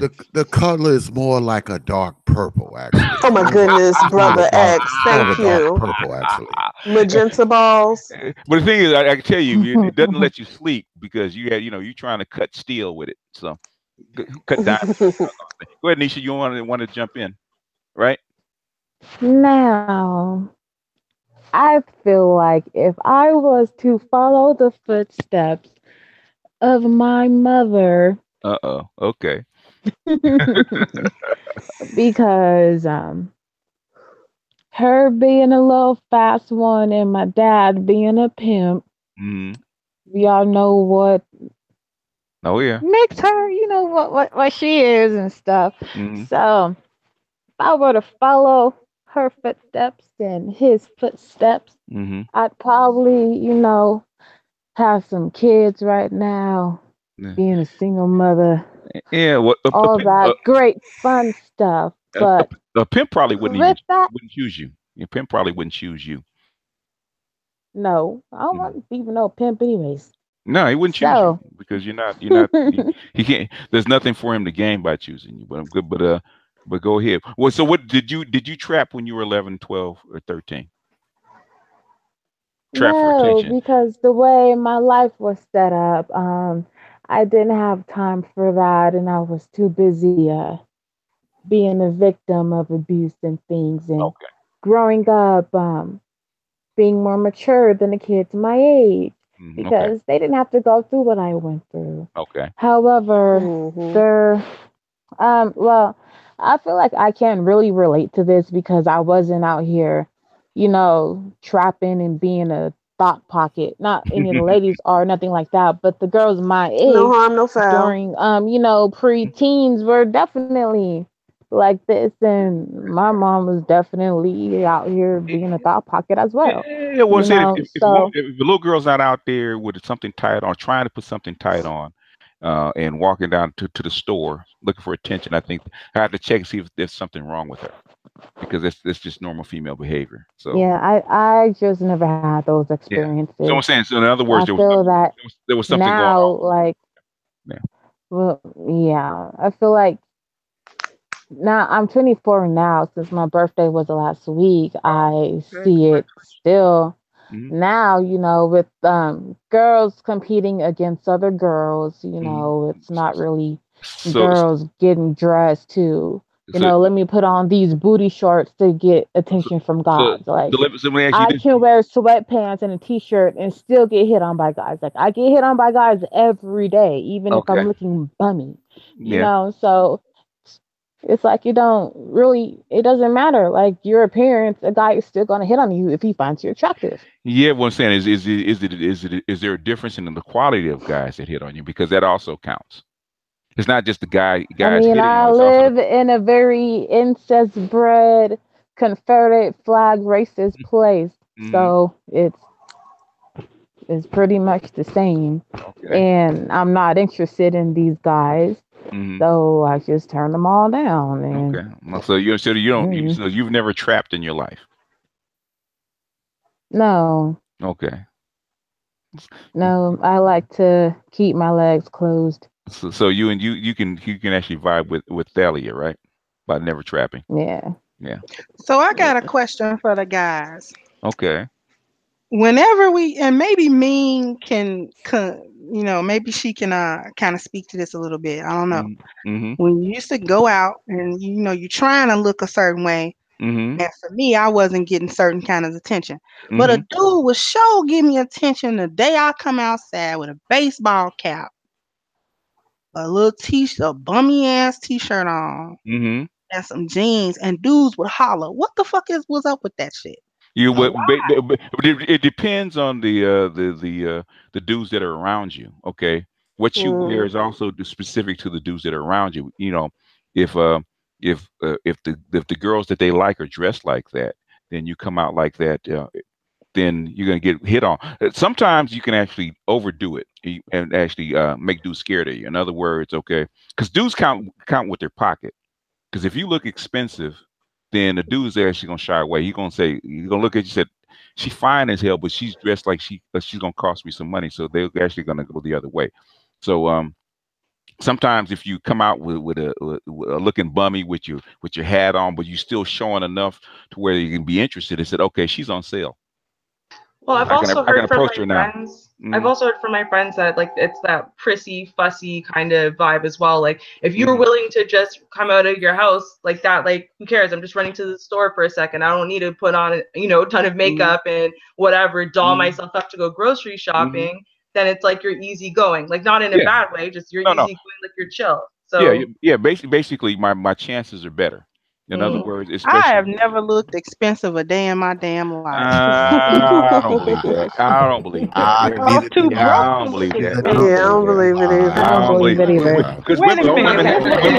Let's define what's looking expensive, because my version of dressing up was maybe like a dress. And back in Chicago, we had the 579 store. You go get your little summer dress and some little shell toe Adidas. That was my version of dressing up with my hair done. What I'm saying is, okay, it's not the thing. Looking expensive is not the fact that what the clothes cost, it's the look. In other words, it's like, okay, she got a pedicure, her nails are done, her eyebrows are arched, her hair is laid, her clothes match and clean. Her, you know what I'm saying? Her car is freshly washed that she got out of, that. In other words, they put you in a different. Those are the octane grades, and guys actually look at that. Whereas, and basically, as you go up the scale, less and less guys will actually approach you. If you believe, it's kind of hard to believe. In other words, a chick stepping out of a chick that steps out of a Toyota, an old Toyota, get more attention than a chick stepping out of a Bentley. Because a woman that's got in the nine stepping out of Bentley, 99% of the guys know that they're going to get rejected by that. Think they're going to get rejected by that woman, and they won't approach her because they don't think they have a shot. Whereas a woman, let's say like Kendrick, can pull up in a Toyota and have a baseball cap on, then the other 99% of the guys will actually hit on her because I have a shot with her. Men aren't stupid. Okay, we actually evaluate the women that we actually look at. Yeah, we make assessments. And if you're, and a lot of times, me, always come from things from a different angle. A lot of times when you have on that dressy dress and those high heel shoes, and you looking sedity, and your hair's real done, a lot of times, I know this may sound strange to you ladies, but to men, a lot of times you may not look as attractive as when you have, when you have that baseball cap on and you have those jeans that's fitting a certain way. You know, you can kind of see the lips of that vagina in the jeans, and you know, all that stuff plays a part in it. You look. It's a matter of you looking approachable. In fact, what do you hear about women that are like Uber 10s? They say they don't get approached, right? I always say I don't get approached by a lot of guys because it's true. They don't get approached like a lot of guys because a lot of guys are actually afraid to approach them. Men do not, contrary to popular belief, men do not like to be rejected. So they play the odds. So they look for the approachable girl. Yep. And you may have a certain look that day. Yeah. The day that you all dressed up in high sedity, you may have a different air about you than you have when you got on your baseball cap and your t-shirt and you know your ripped up jeans. You know, your air is probably different than when you're all dressed up, the hair is done, the nails are done, the shoes are fresh. You know, you got on the $500 an ounce perfume. You know, your air is just totally different than when you just going to the laundromat doing your laundry. Women should understand this. It's like, okay, women know when something's on sale and when it's not. So if that dude has on a $5,000 suit, he's basically in an expensive car.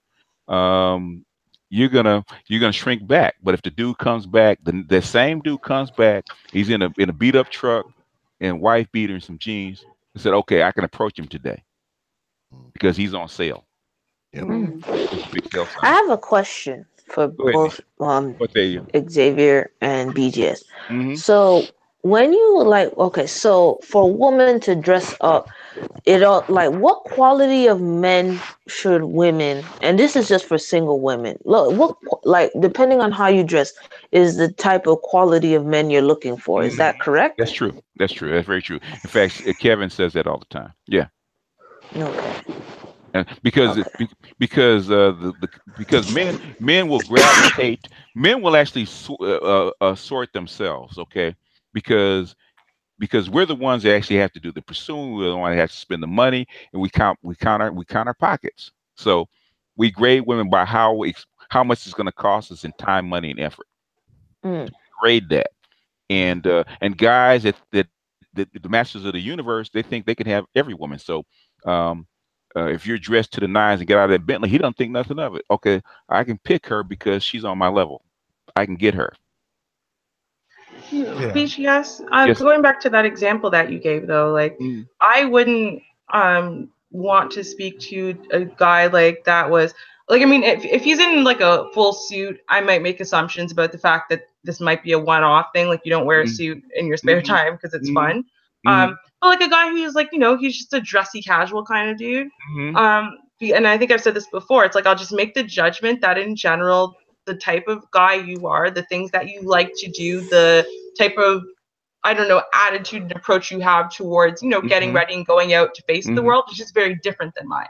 I'm a lot more chill. I like to go to a lot more chill places. So. Okay. Well, what I'm saying is this is in general. It's not specific because you can't do you can't get everybody by being specific. It's just like a shotgun approach.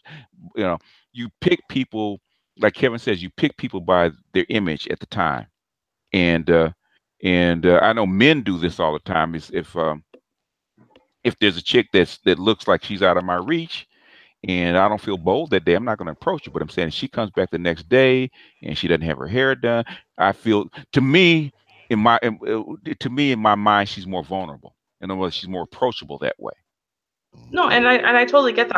I wonder if the women on the panel feel the same way as me. Whereas when you're looking at the way that the guy is dressed and whatever, I don't know about for everyone else, but just my experience with women and whatever when we've talked about it is they're looking for someone who looks and smells and acts and whatever in that moment the way that they want a life with that person to be. Not so much about ease of accessibility or not, but it's like if she's the type of diva who likes to go clubbing and always have the booze and the $500 bottles, she wants that guy that looks like that's what he does right now in this moment. She's not going to hope that maybe that guy in the sweats and whatever that looks major approachable might really be like that. You know, she's going to look for the guy who's, you know, fresh to death right now. You know, if she's a girl who likes to go and chill, you know what I mean? Like, I think that. Yeah, I understand. Like that more. Okay. I understand what you're saying. I'm picking up what you're putting down. I understand. Okay. Yeah. I believe that a lot of times you don't attract what you don't respect. If you have a certain level of respect for a type of person, you often find yourself attracting that type of person. And I think that kind of works both ways, maybe not all the time, but I think most of the time you just don't attract what you don't respect. If you don't have respect for women who dress a certain way, carry themselves a certain way, look a certain way, have a certain mind state, if you don't have respect for those kind of women, you often don't attract them. And vice versa with men. I mean, if you don't have a certain respect for a man who's kind of got his shit together, you know, he does a certain thing, he carries himself a certain way as a man, you may not find yourself having that man attracted to you because you don't really respect, you know, what that person is per se, if y'all can understand what I'm saying. I understand. I think that what you're saying is a deliberate action that might even be involuntary when you're in their presence. So if I'm around a guy, you know, that I don't respect, for instance, I might be cold or give a cold shoulder, but then over to my left give another flash a smile at the other guy that I think differently of. So of course the guy who I don't respect isn't going to approach me, but it's not really because like a universe cosmic type thing. It's just the simple fact that I ain't gave him a reason to. I basically told him I'm not into you. By the fact I won't even make eye contact. Isn't it more like that? I believe so, but I also think that a lot of times when we I think the thing with us, especially black folks, you know, because, you know, me, I talk about black folks. I believe that black folks often, we don't really know what the hell we're looking for when we go out there. I mean, we may have a cloudy, foggy kind of idea of it, but I don't think we really know specifically what we're looking for. And we're like trying to figure it out while we're going along. You know, we're like trying to figure it out while it's playing out oftentimes. Well, I think it's almost like a good evening, chat. Can you all hear me? We got you. Yeah, we can hear you. Ma'am, good evening. Hi. I'm thinking it's almost like a shallow type. The first impression is usually the shallow one until you get to know that person. And I understand, you know, where you may not approach that person because of how they dress versus if they're dressed down versus dressed up. Because you can get somebody who's dressed down and they can be just ugly inside, but you don't know that until you meet that person. And that person dressed up could be down to earth and chill, and you're looking at him and you didn't want to approach him because of the way he was dressed. To digress back to what, you know, to the first question, as far as trapping and all that, when I was in Chicago as a preteen going into teenage years, my mom had me on lock. She wasn't, you know, allowing me to, I could like a boy and that would be about it. But yeah, she had reign. And then once she passed and I ended up in Kansas, it was totally different. And it was a culture shock too, because now I'm in a diverse city with majority white. And so I was invisible because I wasn't the brother's type. They were looking at somebody else. So as far as the trapping, I was a cheerleader. That's probably about the closest thing to that I can think of as trapping, because I had to wear the uniform and I would get the attention that way. But as far as I like you, you like me, that's how I was. I like you, do you like me? Yes, no, maybe. And if I got a no, you were in the friend zone or you was invisible. If you like me and I liked you, okay, let's give it a go. But I think back to the last question, I think it's a shallow thing until we get to know that person. That's the best way I can describe what I'm thinking or feeling. Well, a lot of times, I mean, let's face it, like they always say, a lot of times when you first meet somebody, you're meeting a damn representative. You're not even really meeting them. You know, you're meeting an image that they're projecting. You know, so you're not even really meeting them. I mean, you have some people who are kind of genuine, but you know, after a while, you know, once the tingling stop and they get to be like 3-4 weeks in, you know, you start to see, you know, the shell starts to fall off, you know, that outer coating starts to fall off, and you start to see who they really are underneath that shell that they were showing you when y'all first met. You know, they may not have as much money as they say, you know. I mean, she may not have as perky breasts as you saw in the beginning. You know, all that, all that stuff kinds of plays into it after a while. You know, so you're kind of meeting an image that they're projecting, because what do you want to do when you meet somebody most of the time? You want to try to impress them. You want to try to win them over. You want them to think a certain way about you, even if that's not really 100% you. It may be 50% you, but you're going to make it seem like it's 100% you. If you really like this person and want attention from this person, you're going to kind of over project. Okay, you're going to do it. I know people say, oh, no, that's not true. Yeah, yes, we do. That's bullshit. Yes, we do. That's what we do.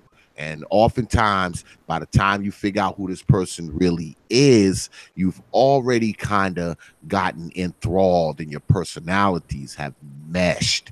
And you're like, okay, maybe this person doesn't have as much money as I thought he did, but he's a pretty cool guy, so I'm going to stick around. And the guy is saying about the one, oh, maybe, you know, maybe she don't have as much hair on her head as she portrayed, but she's cool. So I'm going to go ahead and I'm going to continue. Yeah, I'm going to continue. I mean, like they said, they say perception is deception anyhow. Enhancement. Yeah. You know, your perception is usually your reality. I mean, you know, it's kind of, you know, what you see. A lot of times, you know, you hear people say what you see is what you get, but oftentimes what you see is what you think. What you want to see. You see what you want to see. Yeah. So you go ahead and you go along with it, and you know how women are. I mean, women are usually a little quicker to get enthralled with a man than a man is with a woman, especially if he done talked you out your damn clothes. You don't care. You know, you don't care about that stuff. You know, especially if he done broke your back and stretched you out and got you screaming all kinds of shit. So you go ahead and be like, oh yeah, you know, he don't make as much money as he said, but you know, he does have a 10-inch penis. So go ahead. Yeah. You got it. Yeah, it's only a 6. You gotta make it do. Yeah. He does have a real vicious tongue game. So I'm gonna go ahead and go along with it. Has anybody ever told you wasn't shit? Many. I say that to Kendra all the time, but I said, has anybody ever told you wasn't shit? Many. If this makes you uncomfortable, you don't have to answer. So I'm letting you know, I'm not trying to embarrass you, but sometimes if I want to know something, I'll just ask. You've mentioned dating for a while and your aversion. How do you work that out? Because today's, a lot of people, they don't have relationships like that. They don't have time. Yeah. Right. So I'm just wondering, how do you do that for the last 3 or 4 years, from my understanding? Well, damn, like I don't even know how I do it myself, to be honest with you, Char Willie. I don't know. It really is a God-given miracle. I'm still a virgin because, for the most part, the guys I come up to are just pretty down to earth with me. And, you know, if they see that, I'd always tell them that I'm looking for marriage. And if they don't want to, if they're not looking for a marriage, then they just walk away from me. Mm-hmm. Okay, you're up So, front. yeah, I'm really much up front. I'm not trying to hide or say, oh, I'm not a virgin, and they find out that I am. I was like, yeah. So, in other words, you're willing to take the L. Yeah. Yeah. Yeah. Okay. So is that your opening line? Do you come right out with that, like, hey, look, no, man. Hey, look, man. No, like you talking and whatnot, but you ain't getting no pussy. Yeah. You come right out. Yeah, it's like I'm not. How does it come up? So give us an example how it comes up. Well, for the most part, we would have a talk, and he would talk about getting like. I don't have you guys ever heard this, like, I want a deeper relationship kind of shit. And then when I hear that, it's like, oh, you want that? I said, well, buddy, I'm not that type of person. I'm more the type of person I lock down. When I lock down, I stick with you. I got a lot to lose than to gain. So I just tell them up front, like, yeah, I'm a virgin, and really, I'm not looking for that. I'm just looking for like a marriage type of dude, a guy who wants to be in a marriageable material type of dude, and that's how I weed out the guys. Like right now, I'm with this guy, and it's been 7 months, and I don't know if he has blue balls or not, but he's got them. He's got them. Unless he's unless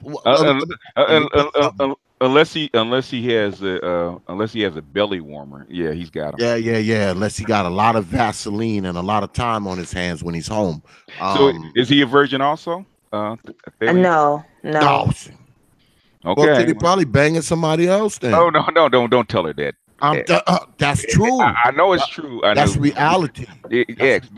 Gently. That's reality. That's reality. I mean, he could always, but you know, he could always walk away from me. I mean, I'm not trying to tell. Guys don't work that way. Okay, guys compartmentalize. We have different things, just like we have tools. Okay, X is a mechanic. Okay, he probably has several toolboxes, and each toolbox is dedicated for a different problem. Okay, and so guys see women, guys, if they're active, guys see women as tools. Okay, for lack of a better term. So in other words, if you're the good girl that's going to make a good wife and a good mother for his kids, and he wants to keep you, he'll keep you. But if he's a dude like me, let's put this like me and X, let's keep it 100. We're gonna date you. You be our main chick. But guess what we're gonna have on the side? We're gonna have some belly warmers, all right? I'm not saying that's him in his case. I'm not saying that's your dude. What I'm saying is X is telling you the real. Because like guys like me, if you're a virgin, I say, okay, that's cool. And we'll go out, we'll go to the movies, we'll have dinner, lunch, whatever it is. But there's gonna be some days of the week you ain't gonna find my ass. I mean, you're probably the arm piece, and I'm just being logical and honest with you. That's what you're trying to say. Because that's how X does it. I mean, the unicorns, they know me. They know I come right down the middle with it. I mean, you're probably the arm piece. You know, he take you out. You know, you a good girl. You're nice. You ain't out there screwing. Yeah, out there screwing and whatnot. But after probably about 2 or 3 months, those nights he laying in the bed. Okay. And then balls is that dark color purple. That we talked about earlier. When they had color. If your balls are purple, you ain't laying next to her in the bed. Okay, you're getting as far away from her she's gonna have it. But X, you don't have to throw 99 mile an hour fastballs every time. Now you can throw a curveball here and there. Oh, it's so hard, master teacher. That's so hard. It's like you don't have to throw the one pitch every time. The heat. That's all I know is the heat. That's all I know. I don't know. That's the only pitch I have. So you have to have a slider and a sinker and a curveball, knuckleball. But how does it come up though, Thalia? When the subject sex come up, when it comes up, how do you handle it? I handle it with ease. I'm just blatantly upfront. Like, I don't know. I've always had a mouth that just be honest, and that would get me in trouble a lot, especially with grown folks. Mm-hmm. You know, I remember one time my mom was talking to, she was complaining that the time before she and my dad got divorced. I said, you know, when you had me, why couldn't you do like what Israel's mom did? Like, because Israel's mom, she was in the same predicament as my mom. And instead of doing a shotgun wedding, she just said to the guy, as long as you're with our child, that's all that matters to me. Why did you put up with all the crap that you did? And her answer was to me is because she didn't want to have multiple kids by multiple different dudes. And I said, okay. Oh, yeah. Hey, I'm a witness. Okay. So I know what you're talking about.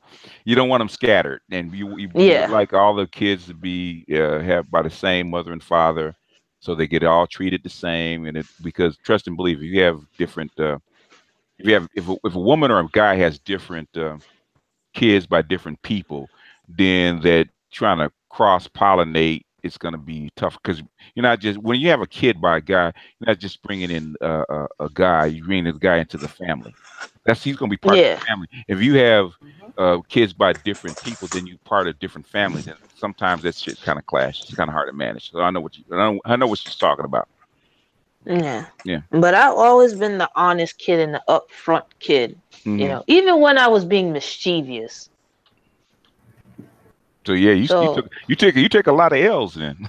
Yeah, I mean, I'm so used to L's it doesn't bother me no more. And how old are you? I'm 24. I'm 24. And you're a virgin. That's very commendable, to be honest with you. You know, I know I'm fucking with you and all that, but I mean, that's actually very commendable because I bet you it's a lot of women who can't say that shit. We have about several. We got her. We have. Of course, we have Ariana, and we have also, I think, Tania, I think, was in here early. She's a virgin. So we have about 3 or 4. Yeah, that's very commendable, man. It is, because if we had more women like that, where they're 24, 25, and they waiting to get married before they let a brother stretch them out. I think that's a good thing. Because I mean that would, because when a brother marry you, that is a commitment, even though 50% of them end in divorce. But I mean, a brother is committing to you. That's more than a brother just come to you and say, "Hey, girl, I want you to be my shorty." That's a little grander than that. So, it's a little grander than that. So I mean, and I honestly, at this point in my life and dating wise, I said I just prefer to be single sometimes. Okay. Yeah, well. You got any follow-up questions on that, Char?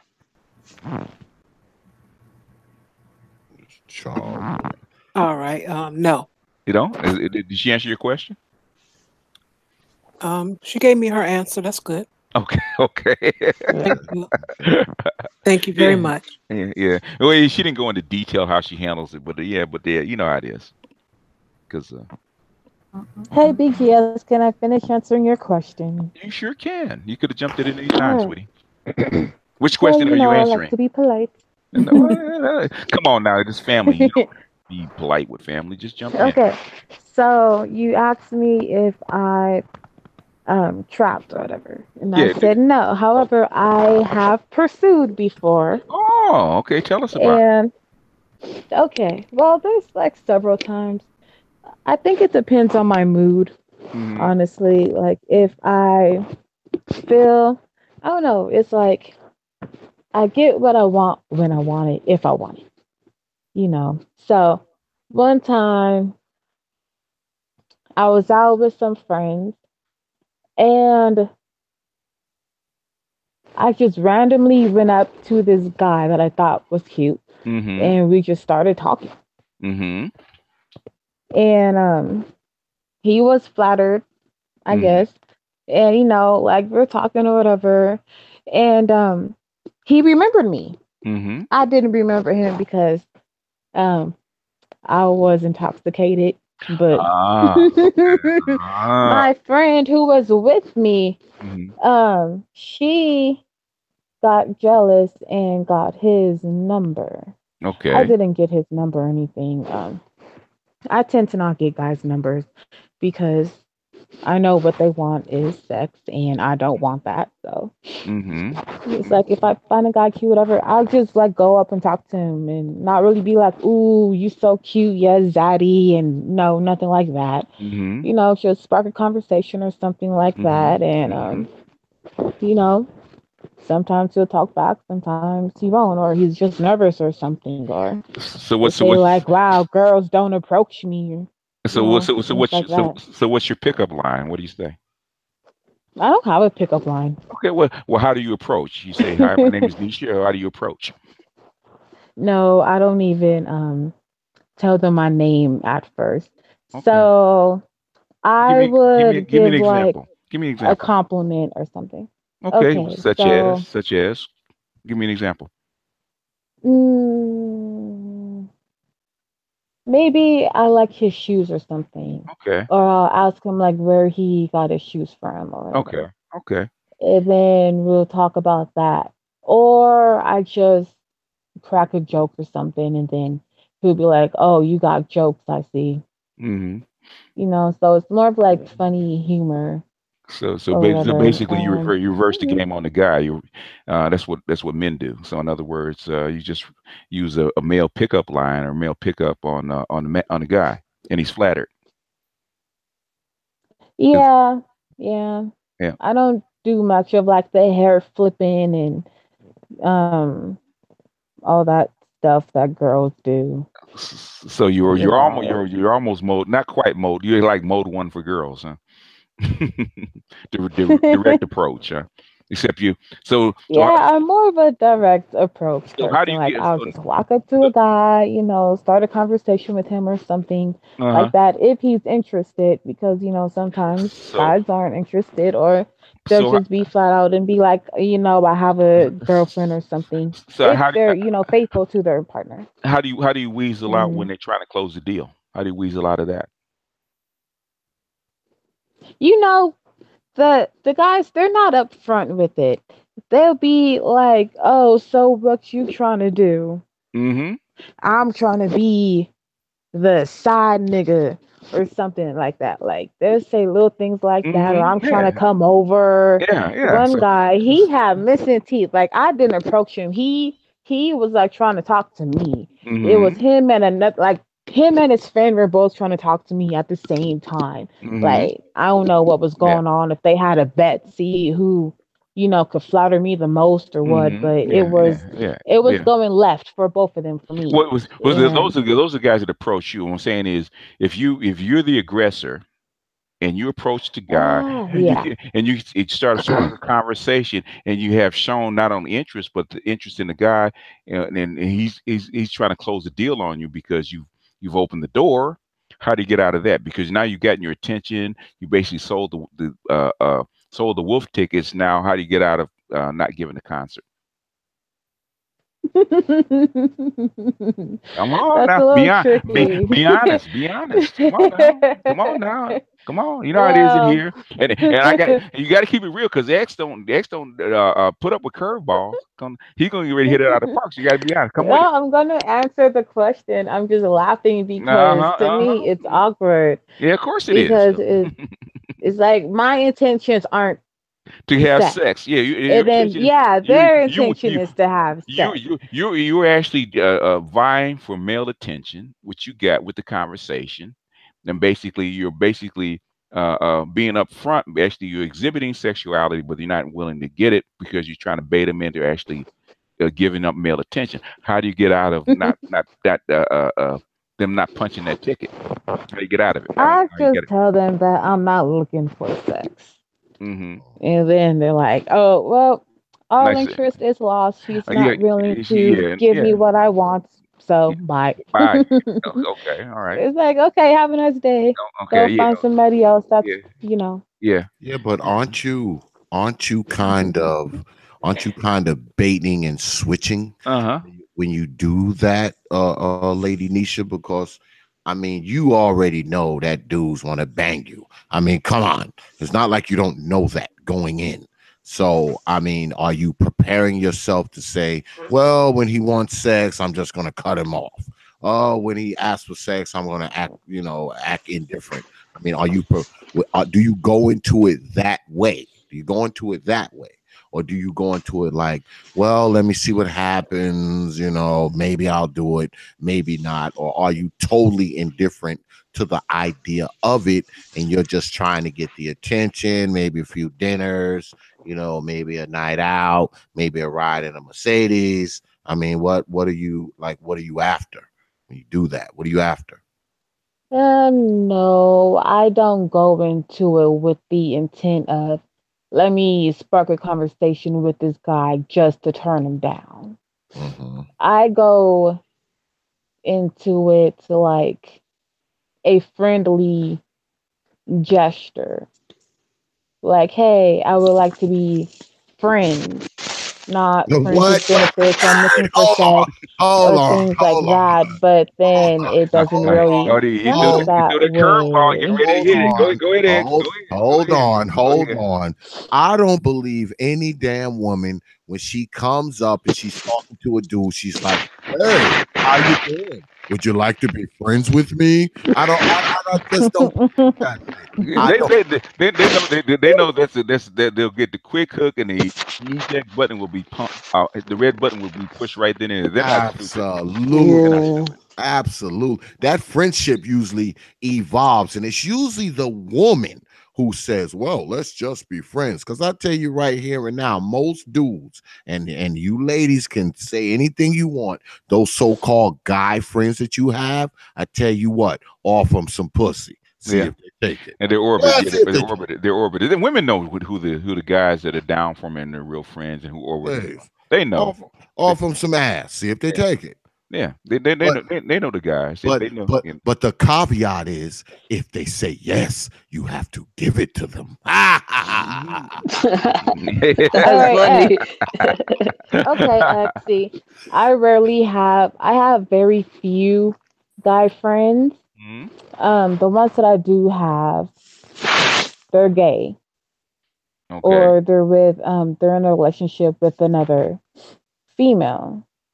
So it's very few guy friends that I do have because I know that the guys just want to fuck. And I'm not interested in having sex with them. So I just don't have, platonic male friends because it's not something that I'm looking for, something that I'm not interested in, at the moment or whatever. And I'm not going to I'm not really trying to waste the guy's time into getting his attention, whatever, blah, blah, blah. When I know at the end of the day, he's just wanting to get me into bed. Yeah, well, that's part of it. It's not always the whole thing, but it's part of it. It all melds in together. It's not getting a woman in the bed is just part of it. It's just part of it. It's part of it. I know all the women that I've ever encountered. I mean, because I have one female friend, but she's somebody I also banged. I mean, we became friends after that. That's rare. Yeah, that's rare. It is. I'm a rare guy, man. I mean, we became friends after that. I mean, a guy never really goes into something with a woman and where they like become like friends before the banging. If it turns into like we're friends type thing, it's usually after. When I met the women in my life that I dealt with, I mean, when I went in, I mean, I may not have came right up and been like, hey, girl, I want to get in between your legs. But guess what? I was thinking that, I'm going to get in between your legs at some point in time throughout this month, 2 months, whatever we're doing here. I'm thinking that. So for women to act like, they don't know that is totally absurd. It is absurd. That's totally absurd. Because if you think a guy is around you and hanging around you and he don't want to fuck your black ass, if he doesn't attempt, then you start wondering about him. Yeah, you really think he's just hanging around you because he likes the scent of your perfume. Yeah. You get put in a different category too. If you don't at least make an attempt to come at her, she's gonna put you in a different category. Absolutely. Absolutely. Okay, so I got a quick question.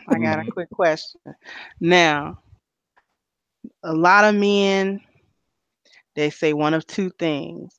They'll fuck a whore, but they won't respect her. That's true. Nope. But if a woman makes him wait, he's not interested. It depends on how long. Yep. It depends on how long. So now, time is important. So now, if you meet a woman and that animal attraction is just kind of there, it's just kind of there. If you and her both know, if you guys spend any amount of time around each other, y'all gonna fuck. Yeah. So now, if she fucks you, quote unquote, too fast, okay, is she unredeemably a slut? Oh no. Okay, that's a different case. Okay, in other words, if it's a mutual thing where you see each other and there's an animal attraction and you could actually bang the first day, he's not going to see you any different because it's a special case. In other words, even though even the law of Einstein's law has special cases, that's a special case. In other words, if he's attracted to you, that if you meet his animus, he could screw you within 5 minutes. He will still treat you the same way because he has a deeper bond to you than just sex. So in other words, that's a special case. But in general, if that's not a special case and you fuck him on the first day within a few hours, you're irredeemably a slut. You'll be labeled. It's kind of hard to get out of that box. It's like it's like a man being put in the friend zone. It's hard to get out of that box. Yeah, I think it has a lot to do with like who you are as a woman too. I mean, if you come off with the old whole bag vibe, and you got the whole whore thing going, and he goes ahead and treats you like a whore, it's like, okay, she's a whore, she came up like a whore bag, I'm gonna hit this and hopefully I'll have to see it. There's a difference between, women know who sluts are and how they get down and how they're using sexuality to get whatever they're gonna get. Okay. And men recognize who the sluts are. So the thing is, if you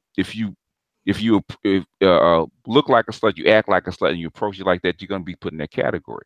But if you're a lady and you're high class and the guy knows that, he could have sex with you a day or two later and you'll still be in that category because they already categorized you. Oh, okay. So in other words, it's when I say men love to have sex with sluts but don't want to marry them because she's proven to be, guess what, a slut. And the thing is, a slut is not going to be faithful. She's going to be who she is. And it's not that you couldn't be. It's not that she's not cool. It's not that she is not funny to have around. The thing is, if you want to get serious, if I go to say if X goes to work at 6 o'clock in the morning, doesn't come home at 9 o'clock at night, can he trust this woman to be there doing what she's supposed to do? And the thing is, whereas a slut, you don't care. Okay, if I sleep with her today and over the weekend, and a couple of days later I see her walking down the street with Johnny, I'm not gonna get mad because guess what? She is what she is, and I know that's what she is. Yeah, she's a whole bag. She's a whole bag. So you're not gonna get upset. So the thing is, am I gonna bring a whole bag into my house or a slut into my house to raise my children? And the answer is probably no. That's the difference. So it's the faithfulness that differentiates a woman that is open with her sexuality versus the slut. Well, yeah, but okay. What the thing is that it might be false the way men think. Okay, men think if it's hard for me to get, it's going to be hard for the next dude to get. Yep. In other words, because of who she is, it's not impossible for her to cheat, but she's less likely to do so because it's really not in her nature, and that's what we're trying to test. So, the animalistic chemistry, that you meet somebody 5 minutes in, y'all banging. Yeah. But afterwards, you're not in the slut category because you were never put in it in the first place. Yep. So in other words, I've met women where we looked at each other, I looked at her, she looked at me, and the next day we're going at it. But the thing is, and we were together 3-4 years. It's a confidence thing. I mean, you have some type of confidence in a woman. I mean, like when I met my wife, I mean, like I said, she didn't even like my black ass, to be honest. But I made that one right move, and she showed up at my crib, and the night she showed up at my crib was the night I stretched her out. So, I didn't think of her as a whore or anything like that because I had a certain degree of confidence in her, because of how the approach was, how she showed up, carried herself, all that kind of stuff, and how she was with me sexually. I could tell that, she's not with everybody like that sexually. You can kind of tell with men. We know. We know whether or not, most of the time, there's some outliers, there's exceptions to everything, but we can kind of tell by the way you are with us that you're not like that with everybody. Just like we can tell when you are like that with everybody. We can kind of tell it. There's tails because that's how we spot you in the first place. Exactly. Well before we even have sex with you. Why do you think men put sluts in a category? Because they're easy. We know they're easy because we spotted them. So we're in that slut category even before we actually go to bed with you. Not after, it's before. Yeah, we done already figured that out. We pegged you way before we got your clothes off. Clothes off, yep. Yeah, we pegged that already. Can I ask you guys Go ahead. Can I ask a question? When it comes to virgins, like I noticed, like how would a man treat a virgin? Because for me, it's always the L's or like TPOT said, Brother Xavier said, the side pieces. So how could y'all spot a virgin and stuff, and how would you treat them? How can you spot a virgin? You can't spot a virgin. Nope. Oh. You can't spot them. How would you treat them? It depends on basically you being a virgin, you're dependent on your non-sexual companionship. Okay, how attached to you? How attached to am I to you as a person? And will your personality override what you're not giving me? You have to make up for it someplace else. So if you're a virgin, you're not giving up sex, you got to make up for it someplace else to keep me around. Exactly. So in other words, it's different for every guy. So if the guy knows that you're a virgin and he's got one or two choices. Either he's going to be celibate with you, or he's going to put you in a category and go get his needs done someplace else. Because like I said, at least from 15 to 25, guys are walking penises. Yeah. And he has to be a particular type of guy. Not every guy can be with a virgin woman. Not every guy. He has to be a different kind of guy. That's a particular type of guy that's willing to be with a virgin. He say, okay, I'm gonna stay with you. We're gonna get married. I'm gonna wait till then to try to get your clothes off and all that kind of stuff. That's a particular type of guy. But if you find a guy who's willing to hang around with you long enough, okay, that's probably a pretty decent dude. He's probably a pretty decent. He has to be because he's in there. Because he's sacrificed up front. Yeah, he's made the sacrifice for you. So he's probably a pretty decent guy if he sticks in there and he waits on you and y'all date for 2, 3, 4, 5 years, whatever it is. And even if he goes out and screws somebody else, to be honest, if he goes out and screws other people, but he still keeps you, and then he marries you, and then he screws you, he's probably a decent guy. Yeah. You know, he's probably a pretty decent guy, but he has to, it all depends on how much he likes and respects you. Yeah.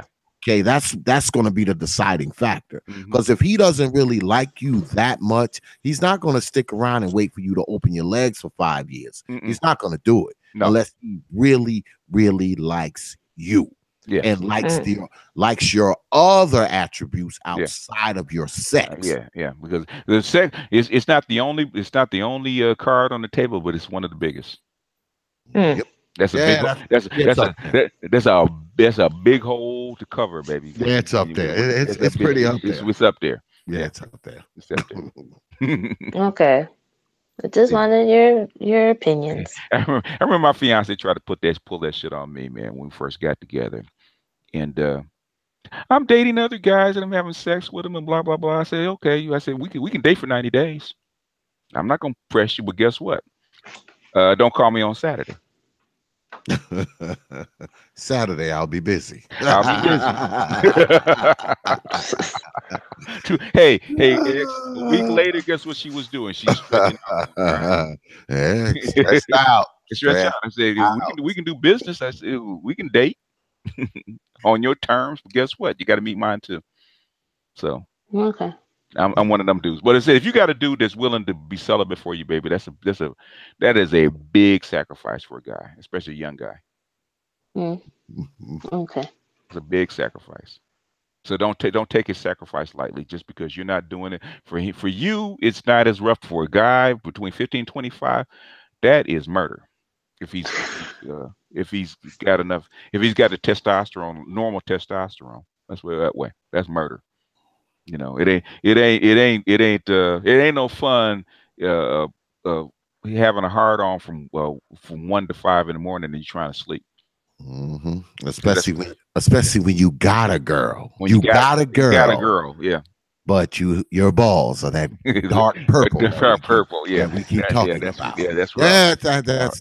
That's rough. When you have a girl. When you have a girl. You're laying in the bed looking at her picture. No, I'm not laying. Laying in here looking at the picture. I'm talking about you can't lay in the bed next to it because something's gonna happen. Something's gonna happen. It's gonna get the best of you. All right. All right. Thanks for the question. Thanks for answering the question. If he's with you, baby, keep him. Okay. Yeah. Yep. Well, I am keeping him. I mean, he's suffering, so I he's a good brother. He's a good brother. Yeah. He's a good brother if he sticks around. I can tell you that. Yeah, oh yeah. All right. Anything? Okay, ladies, jump in. X, it's not past your bedtime, is it? Oh no. You still good? You still good? I'm rather enjoying this, actually. you like being on the menu rather than reading it, huh? Yeah, I rather enjoy this. Yeah, see, you started all this crap, man. You bring this to my show, and all of a sudden, the whole show goes buck wild, man. Yeah, well, I'm used to being with a crowd of ladies. I do it every week. Okay. Yeah. I'm saying it carries over. As I said, you've been on X's show. Now your guys bring this stuff over here. Now buck wild. Okay. I'm surprised the unicorns aren't saying more. I'm actually surprised because you're the guest, so they're not saying more. They're really quiet. They're not usually this quiet on Thursdays. We have to share with the rest of the panel. On Thursdays, it's just us. On here, there's like 9 other voices. We have to we have to share. So we try to be polite. I'm kind of shocked, because I'm not used to them not, interact. Because they pretty rapid fire. Yeah, right after another. So there's only 5 of you, and there's 10 here. So yeah. We have to add a little bit more order. Yeah, it's taking a little getting used to because I'm expecting to hear Ming say something like, "Oh, brother X," I'm listening for them to say something and I'm not hearing it. So, I'm usually in listen mode because y'all know I was an outlier, so my interactions with men are skewed. I didn't have the typical interactions with boys growing up, and then men, and then, I was always on the outskirts, or I was the friend. I actually got friend zoned by dudes. Like, and that shit is rare. Like, dudes don't really friend zone girls. I mean, it's superficially, yes, but like, if it comes up that you guys can have sex, they will. Mine did not. They were actually my friends. So that was actually that's how I experienced it. Because I tried a couple of them. Like, yeah, and they were like, huh? Yeah. You? No. No. Yeah. And it was like, no. I don't see you that way. Yeah, you're the like, homie. Oh, okay. I really am the homie. Yeah. Yeah. It's weird, and don't say it again. Yeah. Like, you know what I'm saying? Like, don't do that again. Because you're gonna lose your friend. If you once you hit it, you're gonna lose your friend. What'd you think? What'd you think though, Lady Kendra, when that happened? If you happen to like the brother, because I'm pretty sure it was something you really liked. What did you think? After when they were like, you in the friend zone, Lady Kendra, we ain't going down. Well, I just felt like, the way that I guess we interacted, they just didn't see me that way, and B, I was just unattractive to them, because a girl that's attractive to them, he would try, and especially if she offers. So if I offer and he still does not, he's not attracted. He's not attracted to me. So I learned, like, when I be saying, I wasn't attracted, I learned that.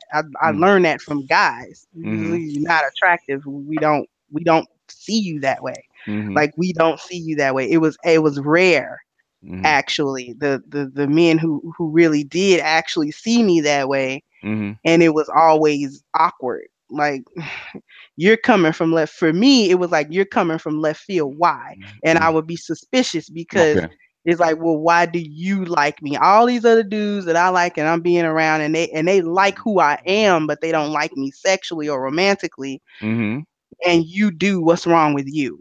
That's how I viewed it. What's wrong with that guy? Okay.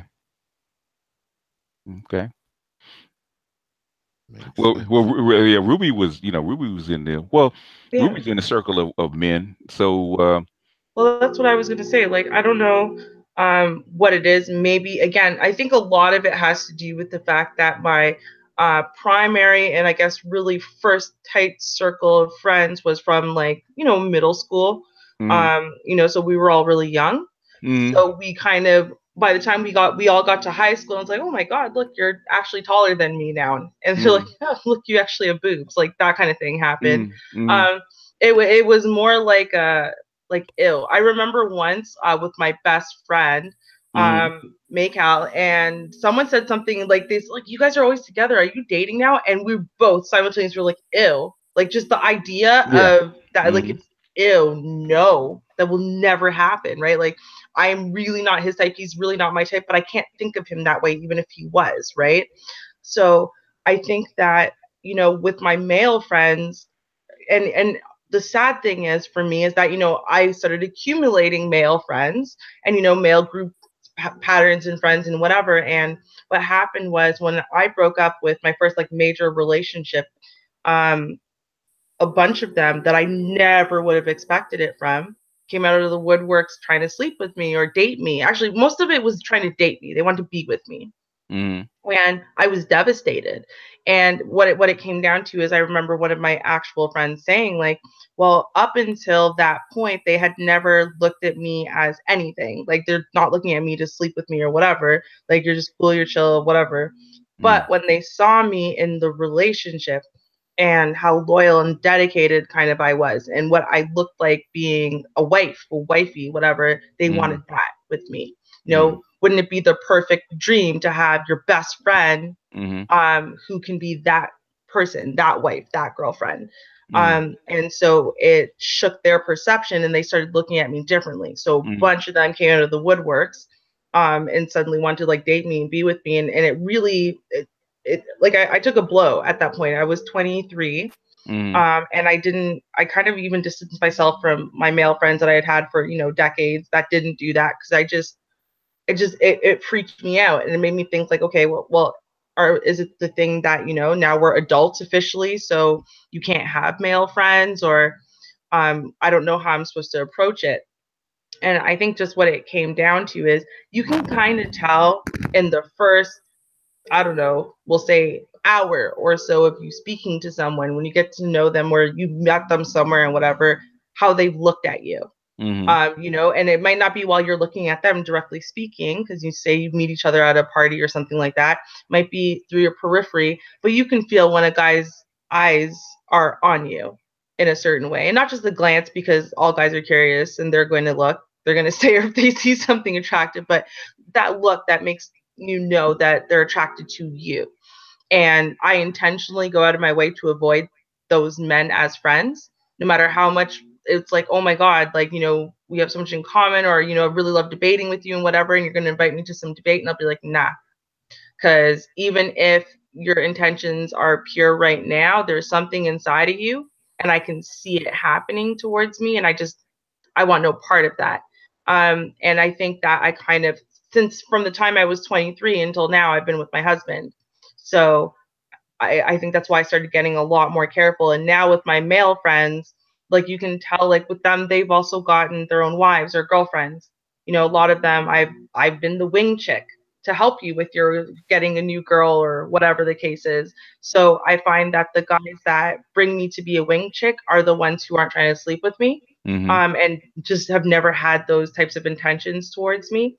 And so I can really kind of be at peace and like completely 100% comfortable. I don't have to, you know, just mind my P's and Q's just in case, because there might be something that'll come out one day. So I think that's more so how I've approached it. But I think it's a lot different now than it was, say, in high school. And in high school, I think it was a lot easier to make and then maintain male friends that were actually friends. Yeah, I think so too. Yeah, and the friend zone is a tricky box, okay, for men and women. Real tricky box. It was a solid box for me. I don't think it was quite that bad. That box was solid, nigga. They had no holes in it. I tried to make a hole. I was like, wait a minute, this box can't be this solid. One of y'all. Yeah, you can't make a diamond without pressure, baby. So guess what? It worked out. Plus, isn't it quite difficult? I mean, when you get older, I think it's a little easier. I know when I was a young guy, when I was like, you know, in my 20s, you know, my early 20s, I think it was kind of hard for me to have female friends where we like just kind of hung around each other. And, you know, it's harder to do when you're young. When you get older, you think a little different. You know, your mind ain't so much wrapped up in the sex and stuff like that. You know, especially for a man. I don't know how it is for you ladies, but for a man, when you're a young guy, it's very hard for you to just because you have you're thinking for two people. Okay. Wow. You're thinking for two people. That little head screams, you know. I mean, it's hard to be friends with her, because even if she's giving you the friend vibe, every time her ass turn around and bend over, you're looking. You know what I'm saying? When she bend over, you looking, and you ain't looking like, oh, there's my friend's ass. You're like, oh yeah, there's an ass. No. The little guy says, okay, there's a target. Let's go hit it. You know? He kind of said, nah, she's a friend, and he's saying like, I don't give a fuck if she's a friend. Yeah, he doesn't care. He doesn't care. Yeah, he has no conscience. He has at that age. No conscience. None whatsoever. At all. No matter how long you've known each other. No matter how long. And that's how come he will get you in some bad situations listening to his little ass. She's crazy. I said, hey, little man, you know she's crazy. We don't give a fuck. Okay. That's why I say, Master Teacher. Especially like people who are young, like in their 20s, and they're like, oh, that's my best friend. I tell you what you do. Offer him some ass. Yeah. And if he takes it. Yeah. That's all. Yeah. Well, then that's just twice. First time he's gonna be shocked. Yep. The second time he says, okay, I see let's see what this is. Let me go ahead and try it. Yeah, go ahead and offer it to him, and right after you say it, just look down towards the zipper and see what you see. See what you see. Go down towards the zipper. Oh, Charles enjoying this. well, Charles familiar with my work. He's been around me for quite some time. And some of the women's that's how you can tell if a woman's not quite in your friend zone. She's pretending to be a friend. Because she would try to tease you to see if she can get a reaction out of you. Yep. Wow. Yeah. Yep. She's testing you. She's testing you. Okay. She's testing your interest so she knows whether to move forward or not. It's a test. Well, yeah. And I think that's an important point too, is that the way that you speak to potential suitors is very different than the way you'd speak to a friend. So if you find yourself, if you think that he's really just your friend and you find yourself twirling your hair, you know, walking around in booty shorts, yeah, right, giving little stupid giggles, well, even without the overt things, right? I'm just saying, like, just as far as the way you're speaking, right? Because you'd be like, me just having this conversation now, I'd be like, you know what I mean, VGS, right? You know what it is. It's not. You know, for guys, it's not the twirling of the hair. That's part of it. It's the stupid look on your face that we see. You're looking. It's like, oh shit, she's really interested. But see, she can't see that. So I'm saying for her to listen to her own signs, because a lot of times people are in denial, and this is why there are many people who don't believe that there really are platonic male-female friendships. It's like, well, maybe you're in denial, honey. So maybe just pay attention with your male friend, with a male friend, uncle, cousin, someone like that that's on your age level. Do you do the things that you're doing? Do you hear the same tone of voice coming out of you? Does your voice go up that little bit of an octave? Do you giggle a little bit more softly instead of laughing? You know what I mean? Well, Shell, if you're gonna maintain it, well, hell, a woman can feel that little butterfly in her stomach or a little tingle in her coochie. She knows the difference. No, you know what though? Because honestly, and I will say this, like, I've been in initial denial before, because I didn't get like a tingle or like anything like that, but it's like, watch your own signs and symptoms, like, and that's what I mean, like, even before you are consciously aware of what's going on, you will literally speak to that person differently, because there's something different about them, whereas in your mind they'll never be friend zoned, because they can't be. They just are on a different level, and that's why you speak to them the way you do. That's why you know what I mean, you might approach things in a certain way. You really want them to like you, so you're always presenting your best foot forward instead of just being your kind of authentic self. And I don't give a fuck what you think, because how much are you really trying to impress a new friend? Like, you're not, right? So not in that way, right? So it's a difficult dance. Plus, isn't the quote unquote friend zone thing kind of it's kind of dictated by the amount of sexual tension that exists between you two, because there's levels to sexual tension. And I believe if someone, because even if there's like this friend zone thing, I think there's probably a little sexual tension, but I think there's more sexual tension there when you're not really sure if this is a friend zone thing. I think the level of sexual tension is somewhat higher. I think it's somewhat higher. It can be. Yeah, I would agree with that. Well, especially for the person who's there, like, and this is where, again, I would say for a woman who says, no, all my male friends, that guy's not sitting there just waiting to one day maybe be able to be with me, and he's just simping for me. No, of course not. He's my friend. Well, look at the way you speak to him. You know what I mean? Because again, when you talk to someone, oh, could you please? Oh my God, I'd really appreciate it. Do you speak to your female friends that way? Because if you don't, then you're manipulating him and you're using sexual cues. And so you know that you're literally keeping him in the friend zone, but you're manipulating him into thinking one day he can get out. There's friends and there's friends, and then there's friends. Okay. Women would call any of her orators friends, because any woman that a woman's not screwing, that's automatically her friend. Whereas men don't think that way. Hell no. I have friends, women that I'm not sleeping with, and then the women that I am sleeping with. my hoes, or interested in sleeping with, Yeah. Well, you're interested in sleep, or those are the ones that you're not sleeping with that aren't your friends, are on that on that page already, on that list already. Yeah. Something that I've prided myself in. This is Regina. Good evening, everyone. Good evening. Good evening. Yeah, have Nate Waller and Regina in the hangout on the same day. That's kind of rare. I thought you guys were the same person almost. Who was that? Nate Waller, because we never see you guys in the same hangout together. She ain't on here anymore. I'm just saying. No, she was here earlier though. I know. Oh, but yeah, I'm that's true. saying. That's true. It's like Pokeroo, right? Who's Clark Kent and who's Superman? Oh wow! Wow. Well, go ahead, Regina. I enjoy being in the phone booth. Oh, okay, never mind. Okay, so let me I digress. I'm sorry. I'm my kind of girl. So what I've prided myself in is knowing the limitations of that role that Classic talked about, not confusing my conversation, what I say. If I call you my friend, you are my friend. I don't want you to think for me I don't even want to present myself in a sexual way to you. And even if you say, oh, so even if they take something else, so that mean you want me to come over? No, Nick, I mean, no, that mean no, that mean keep it real. No, Nick. Right, this is right. That's not where I'm at, and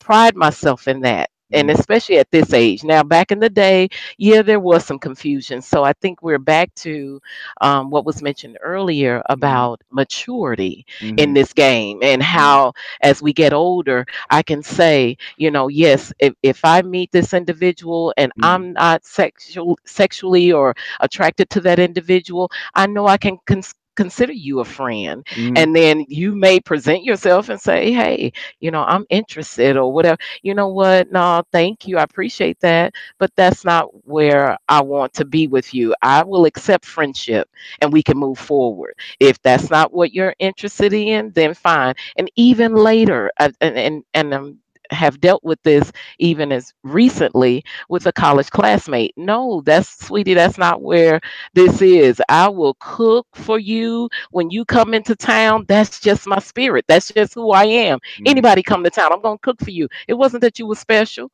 This ain't a special meal. I cook, but now I'm also learning, as I get older, I am also learning that old song. It rings back. You can't show your teeth every guy you meet. You really have to be careful. You do. You do. I can't cook the greens and the smothered pork chops and macaroni and cheese for everybody. You can't do that. Because they sit at the table and it's on. Well, since you're in here, oh Lord, let's rewind the question. When did you start when did you start trapping? Trapping? What's the definition of trapping? In other words, trying to get male attention. What age did you start trying to get male attention? Oh, wow. So I was the ugly duckling for so long. Like, I ended up transitioning from the ugly duckling to the braces, and oh my gosh. And then my mama bought some hair product. My hair fell out and I had to get a curl. I had a mini curl. It was a while. It probably wasn't until my freshman year in college. Oh, that's late. Yeah, that's late. Yeah, I'm a late bloomer. Okay. I really am. Okay. Yeah. So how did you walk the line between friends and interest? So being at that college age, it was like, okay, this is my homie. We were in a small town in Texas, and coming from Chicago, this is my homie. So that was established quickly. This is my homie. Hey, homie, what's going on? And then there was the community guys, those individuals who were a part of that town we were in. So that interest level there was a different interaction with those individuals. It wasn't, hey, homie. It was like, hey, oh, and you live off campus too?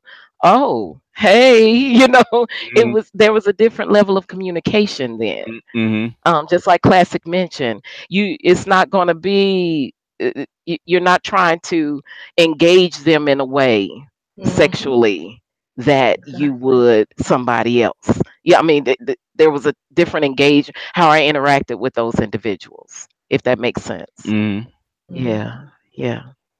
So, and wasn't confused about it, and was not confused. Even when my homies tried to approach, I'm like, no, wait a minute, no, we homies. We got to ride on the train back together. We got to ride in the car back together. You know, my mama know your mama. You know, even though. So you had a strict line between friends and lovers? Yes, and still do today. I crossed that line one time. Okay, and what happened? Once. It did not turn out well. You lost a friend, huh? I lost my friend. Yep. And I regret it to this day. Yep. And our children grew up together. I mean, it was just it was messed up. You're right. That's why I've never done it. I have females that are friends. They stay friends, and I pursue my lovers because I don't want to lose. It's not because I don't like them. It's because I don't want to lose a friend. Lose a friend, and that's what I did. Once you cross over, then they're not friends anymore. Yep. That's right. And you can't even pull that back. That's not something you can pull back and say, you know what, let's now reapproach this as our friendship. We can't. And even tried to play around a little bit, and no, it doesn't work. It doesn't work. Yeah. No. So that probably worked out for the best for me, I guess. You know, I tried to think of it like that. Because the guys that I liked, they were really my good friends. You know what I'm saying? They were really my good friends. So, you know, and I guess I didn't see it then. I had to wait till I got older that maybe they actually did value my friendship. I realized that I was really their friend and not straddling the line when prom time came around. And I was like, well, who gonna go to the prom with me? And they were like, we would not go to the prom with you. And I'm like, why not? Yep. I thought we was cool. And they were like, we are cool. That's why we're not going to the prom with you. Like, we are cool. Like, okay. So I went to the prom, but my friend was my gay friend.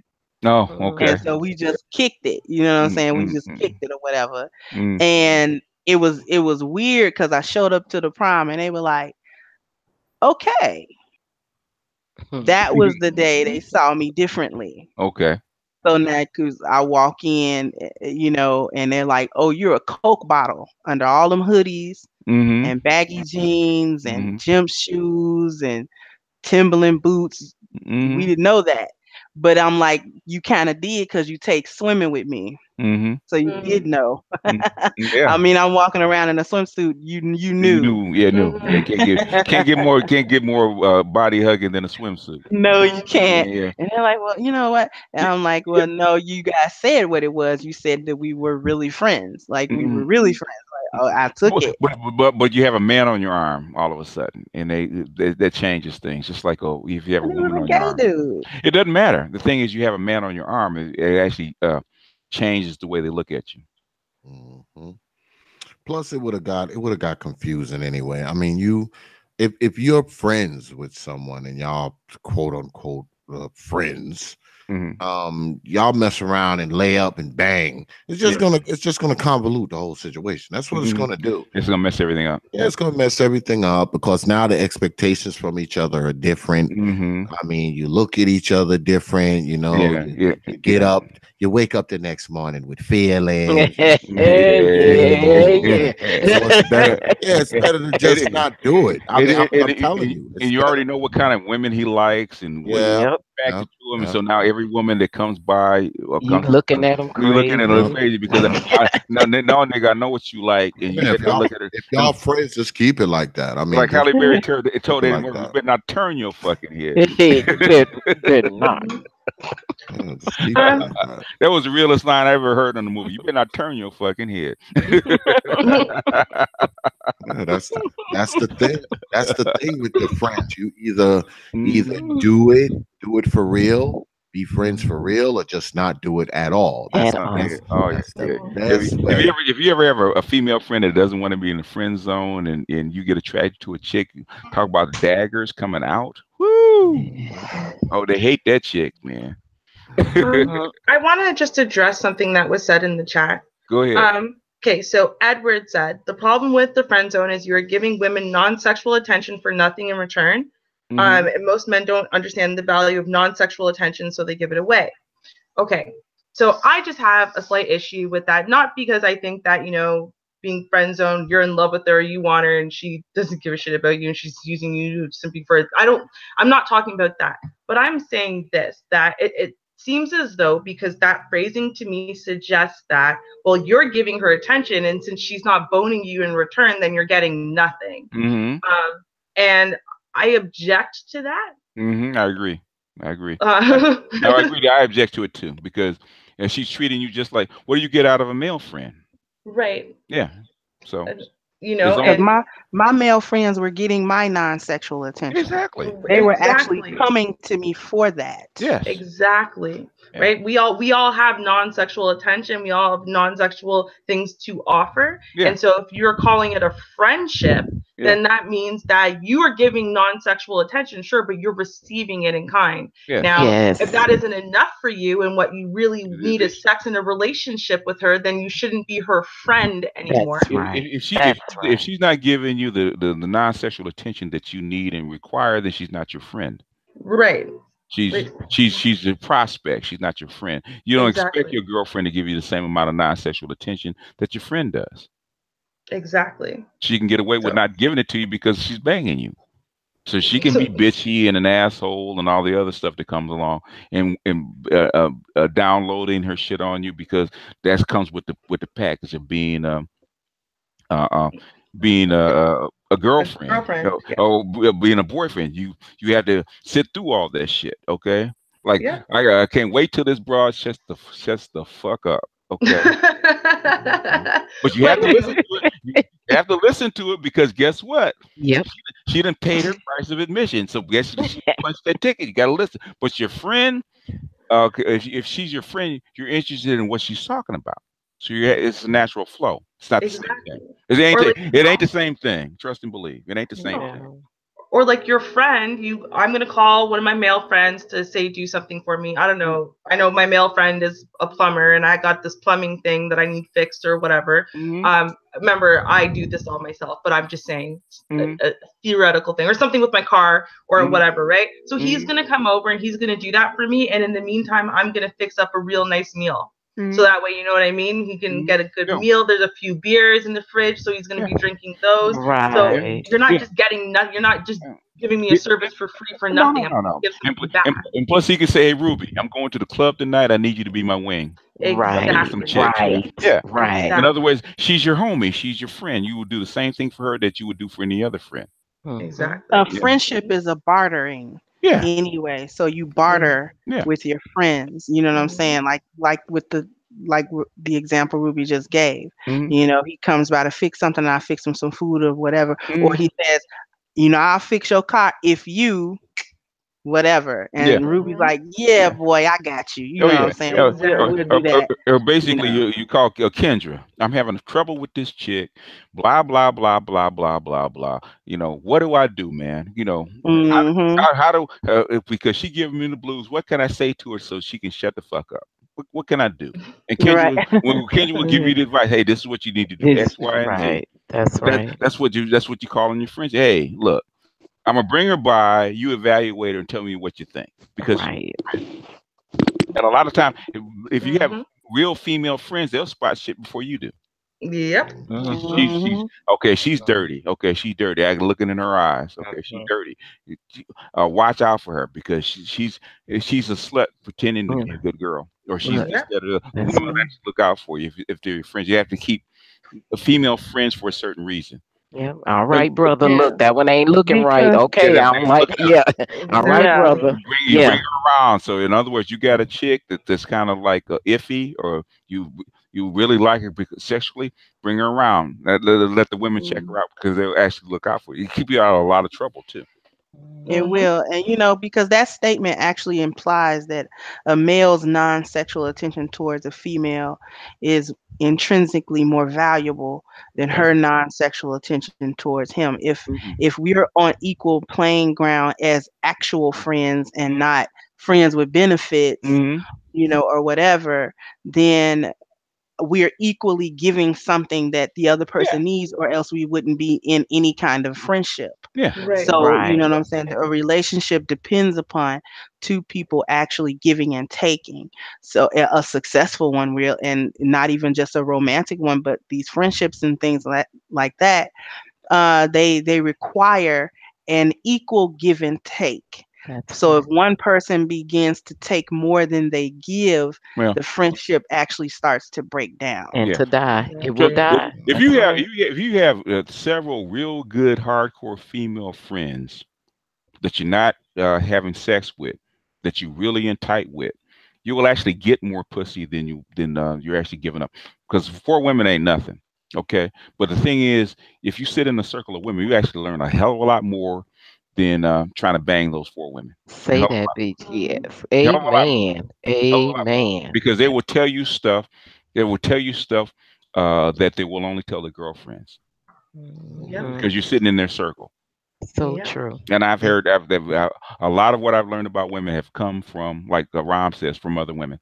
Yeah, you can glean a lot of information because you're hearing the other side, especially when they start talking about their boyfriends. Because at some point you're gonna be on the other end of that conversation. Okay, it's crazy though for me because I'm the type of person where because I have a lot of women around me. I have I have a lot of women around me, and you know, most of them I just cannot take. If it's more than 3 of them.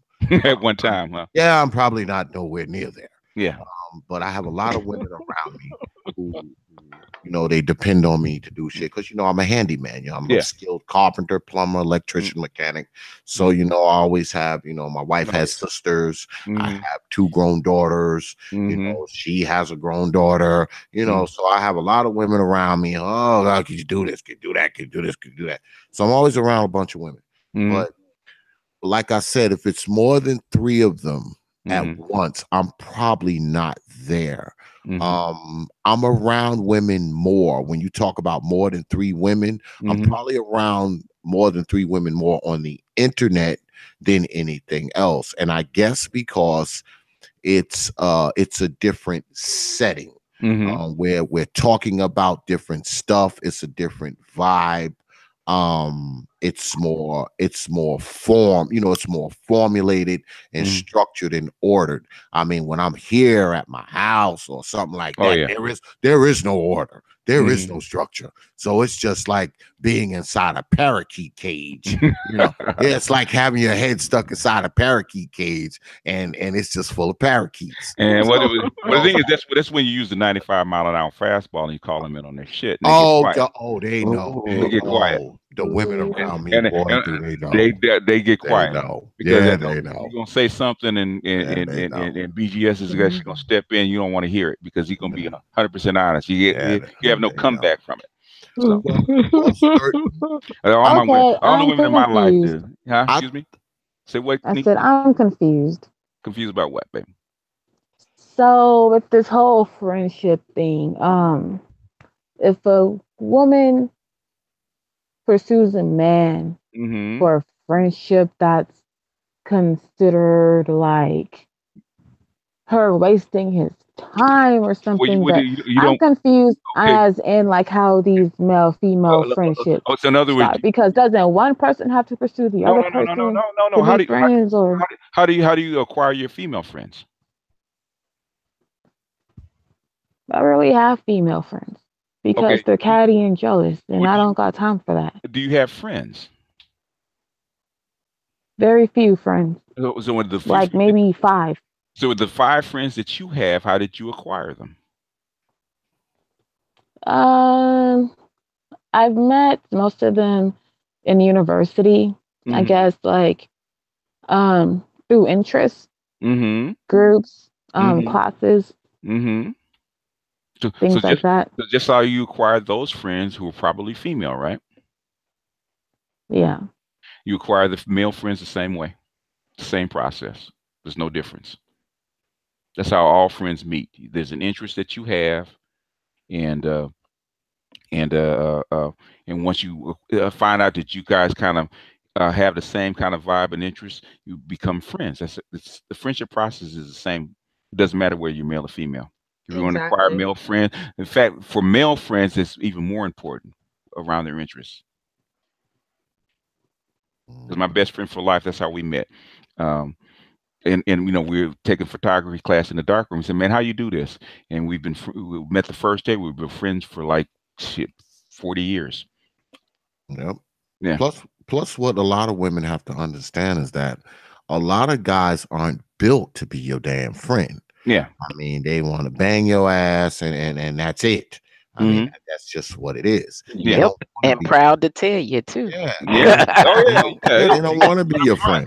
You better not take your drawers off in front of me. I mean, they don't want to be your friend. I'm up front with it too. They don't want to be your friend. I want to be your friend, BGS. You can never be my friend. So, don't want to be.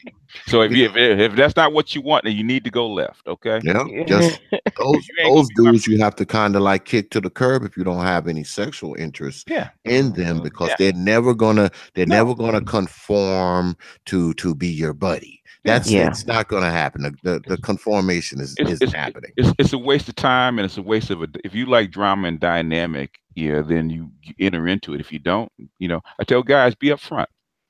I tell guys, but I like her. I said, it doesn't matter. Okay. If you're in the friend zone, either you're gonna make her your friend or you're gonna make her your lover. Let's make a hard line. Make a separation. You have an easier life. If she's not interested in you sexually, move on. And every dating coach, Alan Roger Curry, says the same thing. If she's not interested in laying down with you and having sex with you, move on. Go to the next one. Wow. Thank you, fellas, for saying that, because I'm still trying to be the friend, and he like, no, this is what it is. And I'm still, and I'm thankful that he was able to say that. But you still want him around, right? Yeah, we were cool. We were college class. This is You shouldn't have gave up the cookies, sweetie. I did not. He has not. He ain't smelt it, tasted nothing. Okay. Well, then he has not experienced it. He's had a plate or two. The thing is, you tell him he ain't gonna get no more plates. He keeps this up. Oh, no, he hasn't. He has not received any more plates. Well, then, hey, you have to take that L. I have. There's some chicks, man, that will find it like the Ark of the Covenant. I had one chick. She looked every bit as gorgeous as Jane Kennedy, but she wanted to friend zone me. I said, I can't be your friend, sweetie. Yeah. So you have to go find your Masters of the Universe someplace else. I'm not gonna be your orbiter. But it ain't gonna happen here. No, it ain't gonna happen. Okay. Take the L and walk. Some dudes are just not going to. They're just not going to go along with it. I mean, they're just. Some guys, some guys are long term. They will hunt you down until they get it. So and that has been said too. Eventually, if I keep on asking, you eventually gonna give up. Look at the X got his wife. He didn't give up. He kept chipping away. Yeah, you chip away at it, huh? My wife never. When I met my wife, she never gave me that energy that she was going to try to put me in the friend zone. I mean, she know I wanted to fuck her. I mean, it wasn't like, it wasn't like she was. but it didn't deter you though. Yeah. But she never put me like in a zone where we're just gonna be friends or whatever. She knew that sex was on my mind. Yeah. She knew that was on my mind. She knew that's what I was thinking about. So the energy that she gave me let me know that if I do happen to fall under your spell, I'm willing to fall under your spell in your bed. So she knew that's what it was. Yeah, I only got two. Yeah, because I only got two boxes. Okay. Yeah. Are the friends, sex partners, friends or lovers? That's right. And unfortunately, and I never gave the vibe of sex. Never, and at least, never. Always friends. You don't have to. You don't always have to either. Nope. Never gave the vibe. I want to be supportive as a friend. I'm going to be here for you. You were going through your, rough patch with your lady friend, and I can listen. I'll, whatever we need to do to help. But yeah. Well, you always been on the list. That's the only thing. You probably always been on the list. Yeah. And guys aren't always honest about their list. Of course not. Well, wait a minute. What's with the list? But wait. Well, okay. No. That's not fair. Okay. So what's with the list? Okay. No, okay. Go ahead. Go ahead. The list is potential lovers. Okay. And sometimes you're at the top. Sometimes you're in the middle. Sometimes you're at the bottom. It's a rating system. It's a rating. in other words, okay, she ain't feeling me, so. Instead of kicking her off the list, I'm gonna put her at the bottom of the list just in case. Just in case. So you've been on the list for a long time. You just haven't known that you were on the list. Oh. Yeah, you're on there. He never approached you or tried to attempt to get with you because he felt that it was a long shot to get with you. So he's yeah, especially if you with somebody and we talk about your relationship. That ain't gonna work. Yeah, that don't mean nothing. So in other words, that don't mean nothing. No, but as a friend, and we just talked about this, that if I can talk to you about, hey, call Kendra up and say, hey, this is what I'm going through with this chick. What do I do? Yeah. And I'm there for you. Yeah. I should not be on that list. Yeah, well, human beings don't go by shoulds, do they? Yeah. Yeah, they do not. And there's a lot of women that I've talked to and have been friends that. If I said, "Okay, girl, I'm out, not in a relationship. Come on, let's try this," they'd be the first. They'd burn rubber to get to me. Yeah. Wow. Plus, there's a familiarity there. Even though the guy, I guess you and him were friends or whatever, and he's not in a relationship anymore. You're not in a relationship anymore. There's a familiarity there between the two of you. Now, you may not necessarily know that he was looking at you in that light, but he probably was all that. She kind of. Oh yeah. No, not this one. Not this one.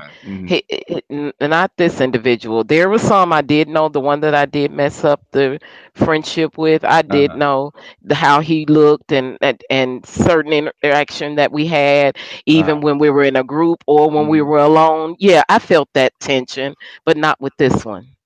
I didn't feel that tension. You can feel some sexual tension, attraction. There's something there sometimes, but never felt that with him. Some people hide it very well, and you never know until it comes up. I mean, or he'll hint at it, and you won't catch the hint because it's not on your radar. Yeah, because at first it was a joke, and you need to go and give me something to give you. What? Yeah. Give you? Yeah. Give you what? No. There's probably hints that he probably actually threw out little lines and hints, and you never picked up on it. But you were always on the list. Okay, y'all on this list. Okay. Women don't have lists. Oh, oops. No. Yes, you're absolutely right. Yes, we do. Well, I would agree. Like my partner used to say, "What's good for the goose is good for the gander. Good for the seed." Yes, you're absolutely right. Yes. And, wow. A lot of times it's about honesty, brutal honesty. Yeah, brutal honesty is a good thing. That's kind of where I come from. I come from the old brutal honesty. 99 mile an hour fastball down the middle. I mean, because you may not like it, but you always know where a person stands. That's true. You know where they stand. I mean, we can do all these niceties. Yeah, we can do all these niceties, and I can pretend and all that kind of nonsense. But it's a smoke screen. It's a smoke screen. Yeah. You get that brutal honesty. You may not like what's coming out of the person's mouth. They may not like what's coming out of your mouth. But for Christ's sakes, when y'all go your separate ways and y'all go home at night, y'all know exactly where each other stands. That's right. And that's more important than anything else. That's very important. Yeah. And you got to have some kind of some principles too, because every now and then somebody in your friend that's in your friend zone, she gonna wear something that's like, That's looking kind of fat tonight. And I am in need. Do I actually want to end this friendship right now? But okay, but BGS. Okay, so stop right there at that very moment. So was she on the list already? No. See, that's what I'm trying to. That's what I'm trying to see. If she's on the list that night, she wear that tight skirt. She wear. Yeah.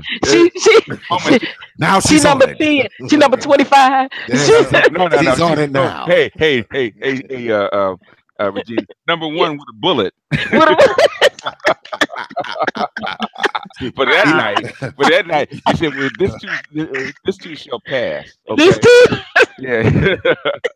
You gotta make a decision because you know you're getting ready to fuck some shit up because little head saying, okay, we're in need and we're not gonna feel the same way tomorrow, okay? But right now, okay, blow up your friendship for this, yeah. Sometimes you have to kind of rein it in. You gotta rein it in because you'll find yourself, thinking something you may not necessarily be thinking. Yeah, I mean, in that weak moment because women been there in that weak moment. Oh yeah. It happens. Oh, yeah. It happens. It's human nature, man. And every now and then, sometimes we all fall short. And sometimes that's your defining moment. Yeah. A lot of times people blow those defining moments because they fall victim to that weakness. And that weakness is often your defining moment when you can pull yourself out of it and say, you know what, I'm not going to do this. This is not where I want to be. It's not where I want to be. So a lot of times that's your defining moment. And if you fall victim to that weakness, oftentimes things go south. Because he's gonna go to sleep and be happy. Yep. He got what he wants, and now you have a relationship that you got to deal with. Well, it's like, oh shit. Hell. Especially with women, especially if he put it on you. Oh yeah. Put it on you. Yeah. Put it on you. Yeah. I mean, especially if he's in need. Okay. He put it on you. He's getting ready to bring some back. You wake up that next morning. Oh shit. And you wake up that next morning feeling like you done had it put on you. I mean, it's like, oh, and then you go home and she's calling you 30 minutes later. Said, oh shit. What did I do? What did I do? I mean, that's just the reality. Yeah. So you have to say no. I'm a true believer, and I've been saying this a lot over the course of the last couple of weeks. I'm saying it to everybody. Reality will heal Black folks. Yeah, reality will heal us. So I mean, we gotta kind of have more of the reality interjected into every aspect of our lives, not just relationships, not just how we deal with each other. I think reality is ultimately going to be the thing to kind of give us some solace and some freedom. It's going to give us some liberty. I mean, we spend a lot of time as Black people putting up these false bravado and these outside false pretenses about everything instead of just coming right out with it and let the chips fall where they may. And after that, because you can only hold up the facade for so long. That's because a facade is just like any weight, dumbbell, a preacher, bar, bench press. Eventually, it's too heavy to hold up. Yeah. Because Kevin in the chat is saying remove most of the women that aren't sexually attracted to you. Yep. Remove them. Really? Remove them? Yeah. Because, I'm gonna tell you why. Okay. He said with the exception. The friends that you have that are the exceptions, you keep. Okay. The women that are actually that are not sexually attracted to you, basically they're like dead weight. Yeah. Wow. Because they're gonna still be women. They're gonna still want things. They'll still try to put they use their sexual wiles to actually get things. So if you get them out of your life and just stick to the core, either their friends or their lovers. Stick to that core, then your life will be a lot cleaner. Wow. Yeah, to be streamlined. Be streamlined. Yeah, be a little more streamlined when you do it like that. Because think about the time that's invested in these other people who They're go just ahead, they're just taking up space. Yeah. So if you're investing that time into people who actually give a damn about you, the time is going to be more valuable and more well spent, I would imagine. There you go. As opposed to spending time around people who don't give a damn about you. Yeah. And it's not an individual who doesn't give a damn about you. It's just somebody who's not attracted to you. That's all. I can still be a friend and really care about you and concerned about your life and your livelihood. You're the exception. Yep. I could be I'm truly concerned about your livelihood. I don't want to see anything happen wrong to you, but I'm just that's not where we are. You're the exception. You're the exception. Yeah. Okay. But see, that's probably better for you than it is for him. Yeah.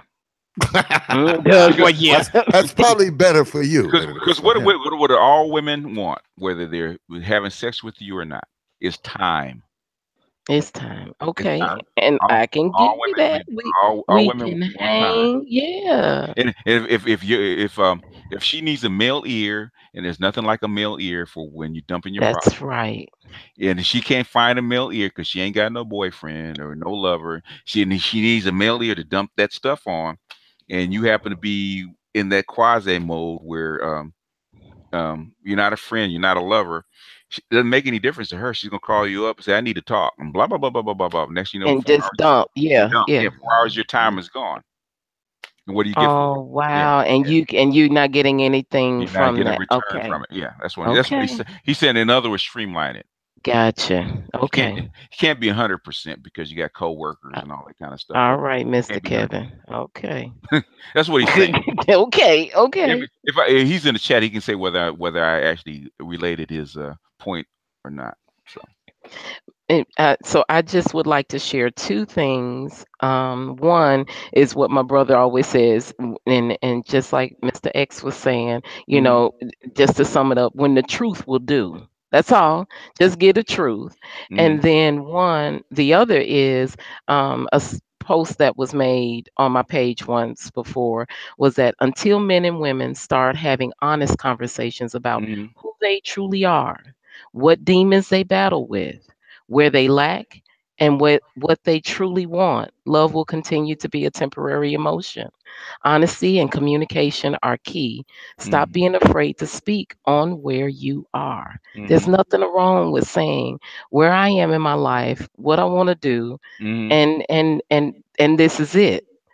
There's nothing wrong with that. So that was just a relay to piggyback off of what Mr. X was saying. Yeah. In other words, you got to be willing to take the L. Yep. Yeah. And that's what's hard for people to actually.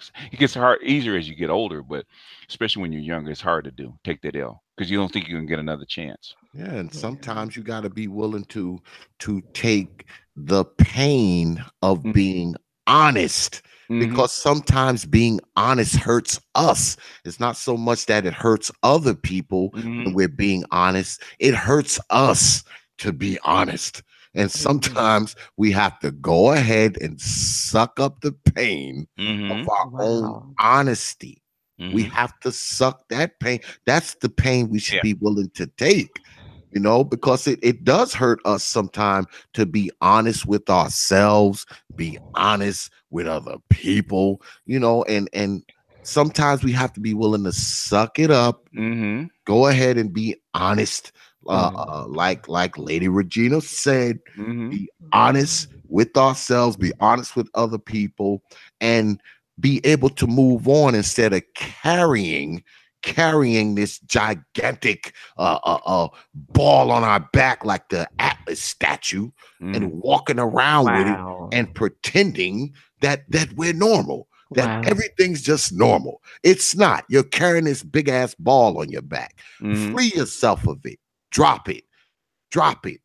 Because sometimes when you drop that ball, you may end up dropping it on your toes, but it's better than dropping it on your damn head. So I mean, we have to, or your heart. We have yes, you know, yes, or your heart. You know, that's just the way it is. And like I said, I'll say again, man. I mean, reality will heal. black folks. Yeah, I'm gonna say that a lot. I'm gonna be saying it all the time. Reality will heal black folks. Coming to a T-shirt near you. Yeah, that's my line. It's on my channel. I was the first to say it. It's time stamped. It's time stamped. It'll heal black folks. Reality will heal black folks, and we have to embrace more of it, even when it hurts us a little bit. If it hurts us a little bit, anything that hurts you a little bit is better than something that hurts you a lot, because BSing will probably hurt you a lot down the road. Down the road, if you BS enough, it's going to hurt you a lot. Probably hurt you a lot more than being real and being honest and facing reality right now.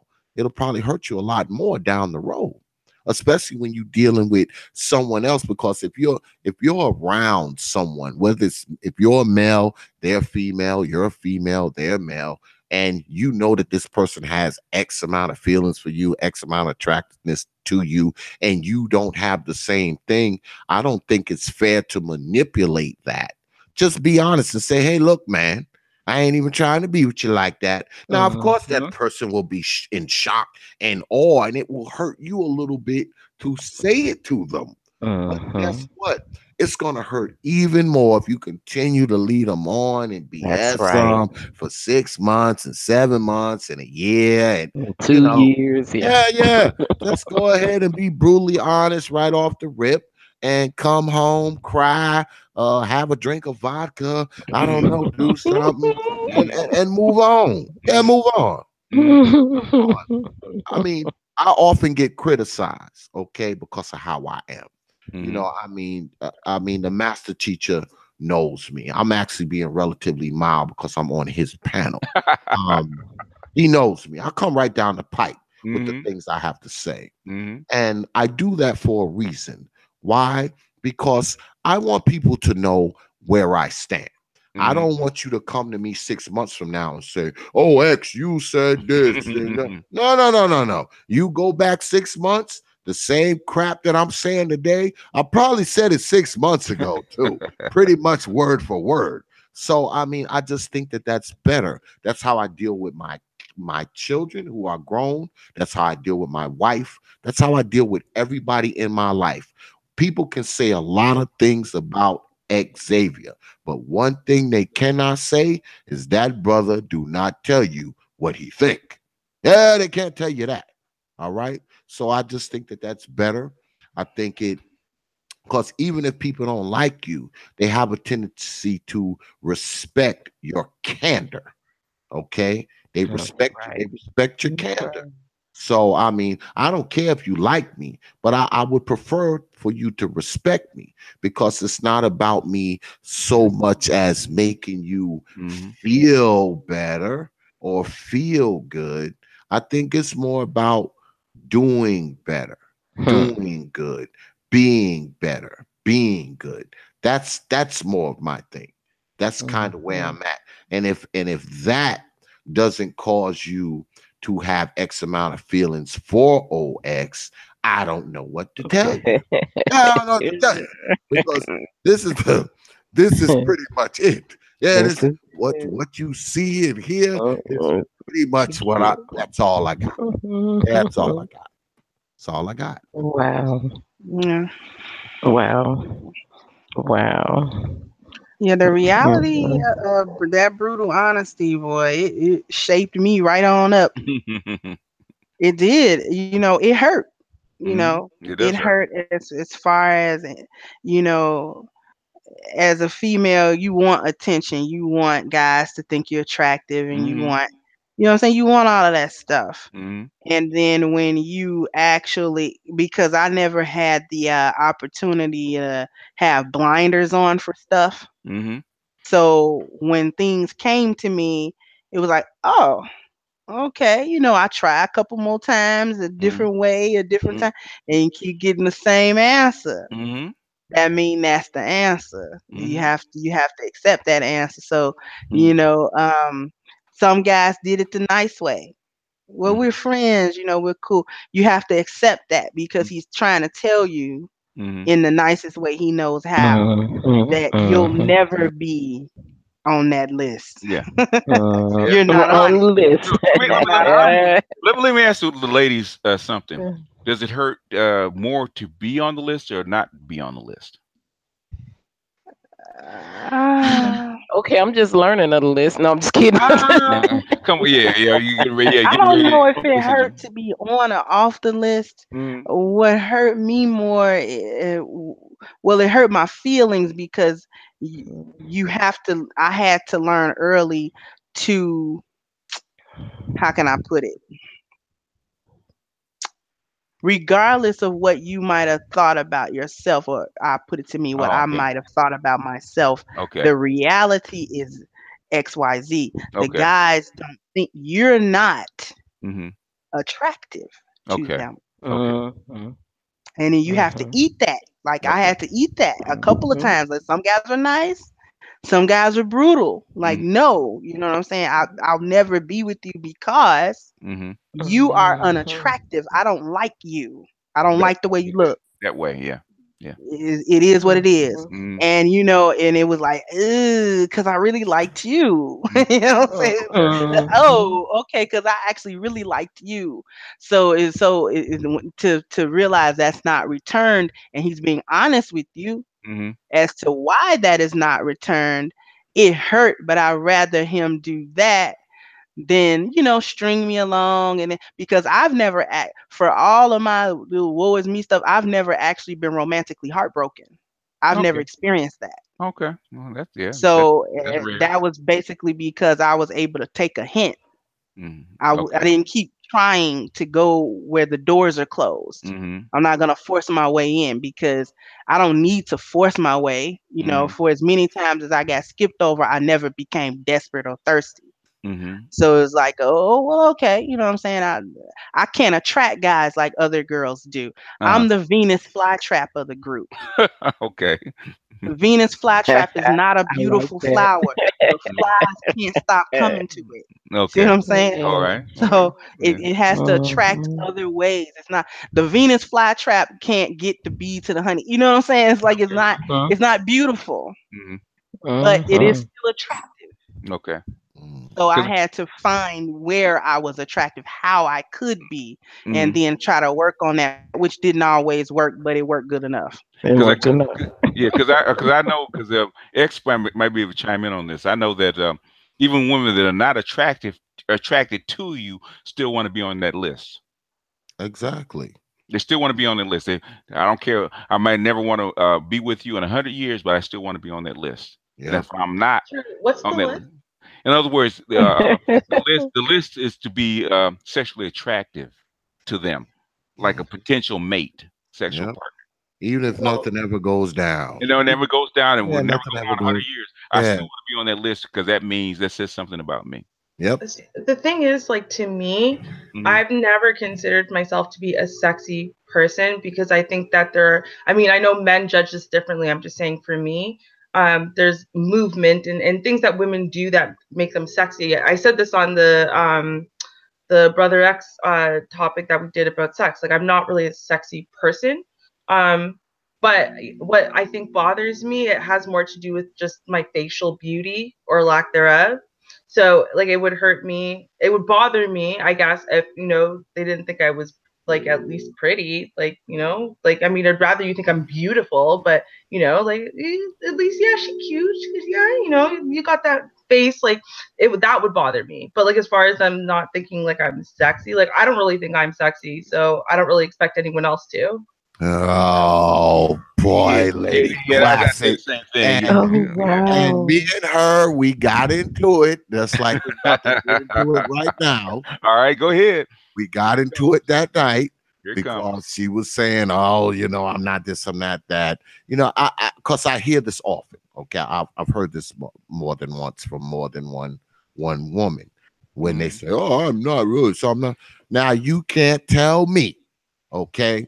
No damn grown ass woman, okay, who is not a virgin, and maybe even if she is, can tell me she don't know how to make a penis erect. Okay, I ain't even trying to hear that. I legitimately, and I'm not kidding, And I've said this before. No one believes me. When I try to be sexy, it's funny. No, we don't. Like it's actually funny to watch me try to do sexy things. Like, oh, it'll really be cute. Oh, I'll try to give him a strip tease or something. No, it's fucking funny. Like I'm not sexy. But the thing is. I don't know how to make a penis erect. No, I really don't. Like, I don't know. I don't know how to make it. Hold on, hear me out. If there was a guy, and so he wasn't someone who was just already like really attracted to me just cause, right? And so he was there, and it's like, okay, now like turn him on. I don't like short of doing something real direct. Like, okay, put your hand on it and start stroking it, which in and of itself to me, like you could be all kinds of jacked up, ugly, gross, whatever. No. Jacket, it'll get hard. No. Well, yeah. Okay. Well, fine. Hold on. You can say no, but one way or the other, what it comes down to is for me, I'm telling you that again, I do, because we're going to go back to the list for a second. We're not going to continue debating whether or not Ruby's crazy on this topic. Okay. I'm just saying that. Not crazy, just wrong, but yeah. Okay. Well, in my opinion, I don't know how to be sexy at all. The fact that when I try, men laugh at me, and then I've actually been like laughed at to the point where I was in tears, and they have to like console me afterwards because it's that funny to them. Those messages in life have told me I'm not sexy. So with that being said, I agree with them though. I don't think I'm sexy. Okay. So it wouldn't bother me to be on a not sexy list. In other words, it's like comedy. Sexy is like comedy. Okay. What you think of your version of sexy is not sexy to the guys that are actually looking. You being yourself, it probably is. Okay, that's true. But I'm just saying that is because I don't think I'm sexy. I don't care if other people think I'm sexy because I really don't think I am. I can understand what Ruby is saying because I'm kind of on the converse. Ruby is attractive, but she isn't perceived as sexy. Right. I'm not perceived as attractive, but I can be sexy. So I'm kind of the other side of the coin from what she's saying because sexy and attractive are actually kind of two different things. The ugly person can be sexy. Exactly. And so from that standing point, like, oh, you take a pretty like headshot. Yeah, no, I would bother me if people didn't think my face was pretty. Like that would bother me. But it would not bother me if they were like, yeah, but sexually you don't do it for me. Like I'd be like, I know. It's okay. Like it just like that wouldn't bother me at all. Yeah, well, I'm saying there's a lot of women that have no interest in you, but they still want to be perceived as you being sexually interested in them. Yep. Lots of them. Are you talking about sex appeal, Classic Ruby? Well, yeah, I think I do mean sex appeal as well. But it's just I think anything in the range of short of actual sexual techniques and what you're doing when you're actually engaging in, sexual congress, just the things that men judge and they're like, God damn, her walk or her this or her that is sexy. No, in other words, what I'm saying is it's not about. I hear what you're saying. I'm just telling you my perception. Yeah. What I'm saying is, if a guy looks at you for whatever reason says I would do you, most women want to be on that list. I would do you. See, but I don't care because I wouldn't put me on that list because again, I think you put people on that list that are sexy and I don't think I'm sexy. So like I said, to me, it wouldn't bother me, but that's why it's my own perception of myself. Like I don't care if people see me the way I see myself. But like, it's like, oh, you're doing a photo shoot and you need some pretty girls because it's their headshots and like, you don't pick me, that would bother me. Like, you don't think I'm pretty enough to be in your magazine? Like, that would bother me. Yeah. And conversely, it would not bother me if a person didn't think I was cute because I don't see myself that way. But it would bother me if I was trying to be sexy and a guy didn't think I was sexy. Now that shit would piss me off because I know what I'm capable of. Exactly, right? Like you know what you're doing. Well, I'll tell you ladies this, speaking as a man. I don't give y'all know what's coming, right? I'll tell you this, speaking as a man. I'm going to tell you, it doesn't really matter what you look like. If a man walks in, right? I'm going to set this up for you. If a man walks in the door from work and you're standing there. When he come in that door, you unzip his damn pants and pull down his damn pants and boxers and start going to town on his penis. Trust me, that's sexy. I don't give a damn what you look like, what you got on, what you think about what her head was tied up and she had on these old raggedy. And let me tell you something, he will respond. I mean, no matter how hard a day he had at work, he's gonna go right into whatever mold you're trying to put him in. He's gonna fall right into it. Yeah. I don't care what he just got done doing. Because you ever had a female friend and you guys been talking and you've never been interested in each other, and you know it, and she asked you that the dumbass question coming up, what kind of woman do you like and who would you screw, and said this one, that one, that one. She said, what about me? Hell no. And watch her face screw up. Like, what? What? Exactly. What? Exactly. Even if she don't want you. You don't like me? Yeah, even if she don't, even if she don't want you. Yeah. I'm sexually interested in you. What? She would screw her face up and said, wait a minute, you wouldn't screw me in 100 years. Why do you care? Just because. I needed to be on the list. I need to be on the list. I needed to be on the list. I don't care if I was number 198. Yeah, I'm on the list. Will that give me some pussy? No, it's not gonna get you anything, but I want to be on the list, damn it. Am I right, X? Exactly. You know that's how it is. It kind of shocks you the first time you see it, like, wait a minute, why are you mad? Well, you wouldn't. I mean, if we were together, you wouldn't. If we lay down, we're naked, you wouldn't screw me. No.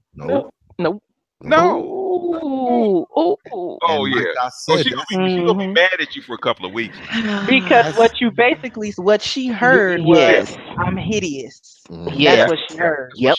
That's not what she said, but that's what she heard. That's right. I am unattractive, and you would not. You don't wouldn't touch me.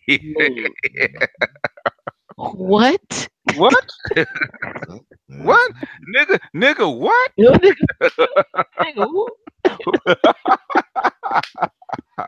So, hold on, Mama. You still my friend. This is where the validation get out my house. Yeah, get out my house. This is where the validation comes in at though, because what women have to learn is, there comes a time where external validation becomes important to you. Mm-hmm. And there's a time in everybody's life where external validation, because we're socialized, and so we live in a group, so we want to be accepted by the group on some level, in some way, in some arena. We want to be accepted by the group, but at the same time, along with that acceptance, you have to be able to accept you aside from the group. So even if you don't get that type of validation from the group, you can't be in a position where that breaks you. And that was the lesson that I ended up learning. That can't break me just because I go around this group of guys or that type of guy, and I'm not their cup of tea, and they may let me know that they may not. I can't let that define me for me. I have to be able to be comfortable with who I am, what I can do, what my strengths are, what my weaknesses are, and try to play to my strengths as much as possible, and realize that everybody's not going to like that. Everybody's not going to like you.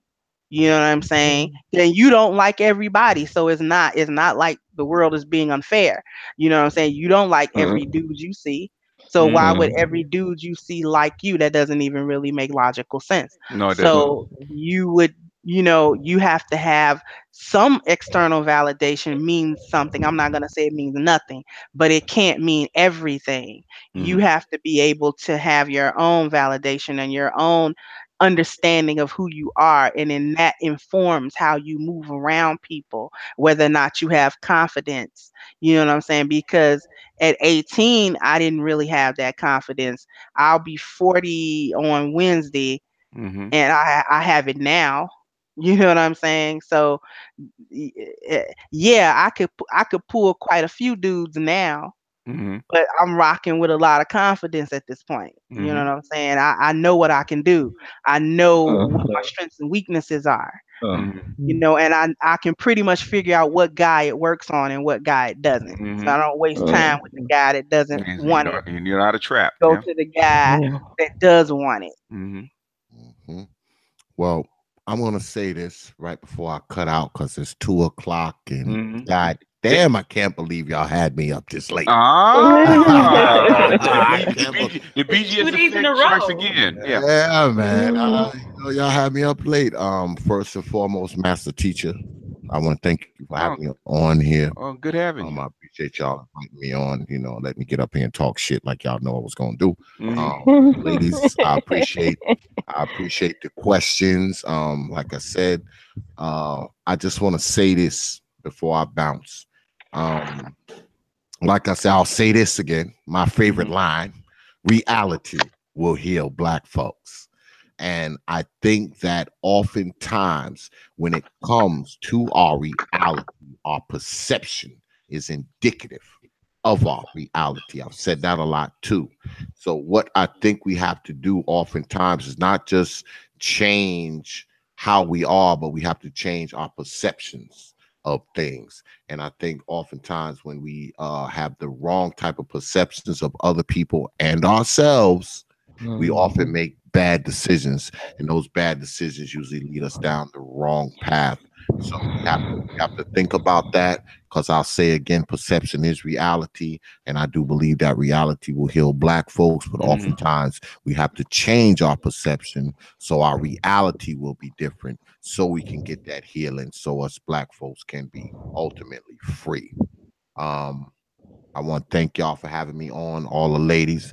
You four, I'll be talking to y'all, Lady Regina, Lady Nisha. I see WOTP on here too, I think. I'll holler at y'all. Peace. Y'all had me up late. Goddamn night. Crawl out the bed tomorrow. Thank you, Mr. X. This is my first time ever hearing you speak, and it's been truly a blessing. So thank you for sharing with us this evening. Thank you. Oh yeah, check my channel. You can hear this kind of crap every week. The unicorns that can be kind of become famous on the in the manosphere now. Absolutely. Especially fish grease. Oh yeah. Oh yeah. I still got it. More than recently, Ming. You know, Ming made her debut last night. We know about her. Viral meme. And she's a viral meme now. She's about to let be. me tell y'all something. And let me tell y'all something. That video has been getting a lot of traffic. It's way more traffic than I normally get off of a Unicorn 4 broadcast. I think it's up to quite a few views. And of course, I've been dragging the damn troglodyte trolls who've had something to say about it. Oh yeah. But you know, it's getting a lot of traffic. So I'm pretty sure it'll spill over in the next week. So we'll see. Stay tuned. Stay tuned. So nothing sells like controversy. Absolutely. So I'm gonna say peace, folks. All right. Good night. Good night. All right, y'all. Thank you so much. Thank you. I knew he wasn't gonna be on for 2 hours. Yeah, but it worked out. No. I knew it was gonna go on longer than that once it got rolling. I remember Angry Man used to say that, man, I can't be on for 8 hours. Yeah. We can't help ourselves now. Yeah, 10 hours later, Angry Man, weren't you supposed to be in bed? Nah, man. Is what it is. All right, guys. Final words. I wanted to say something. Oh, go ahead, Gigi. Go ahead. I was like listening to y'all, and I was like, I mean, jump in. Go ahead, Gigi. No, that was fine. I was just like, I mean, if a man is like ugly, like really ugly, but yet is macho and strong, it can totally work. You know, women always looking for like the best of the best all the time. But maybe you can find a quality man that is not necessarily very handsome and kind of ugly, but hey, well, he has to have other qualities to make up for it. Exactly. So that's what I wanted to say. Yeah. Well, there's always an exception to every rule. If you know, if there's a difference in looks, it's got to be made up somewhere. Yes. Look how she said that. Look how she said. Y'all, I wasn't on mute. I wasn't on mute. No, you wasn't on mute. No, we heard that one. Damn. Okay. You know what I'm talking. You know what I'm talking about then. That was the Amen corner. I'm sorry. It's all right. Anybody else? Because the wine is working on Char right now, so. It's working on my friend. Hey.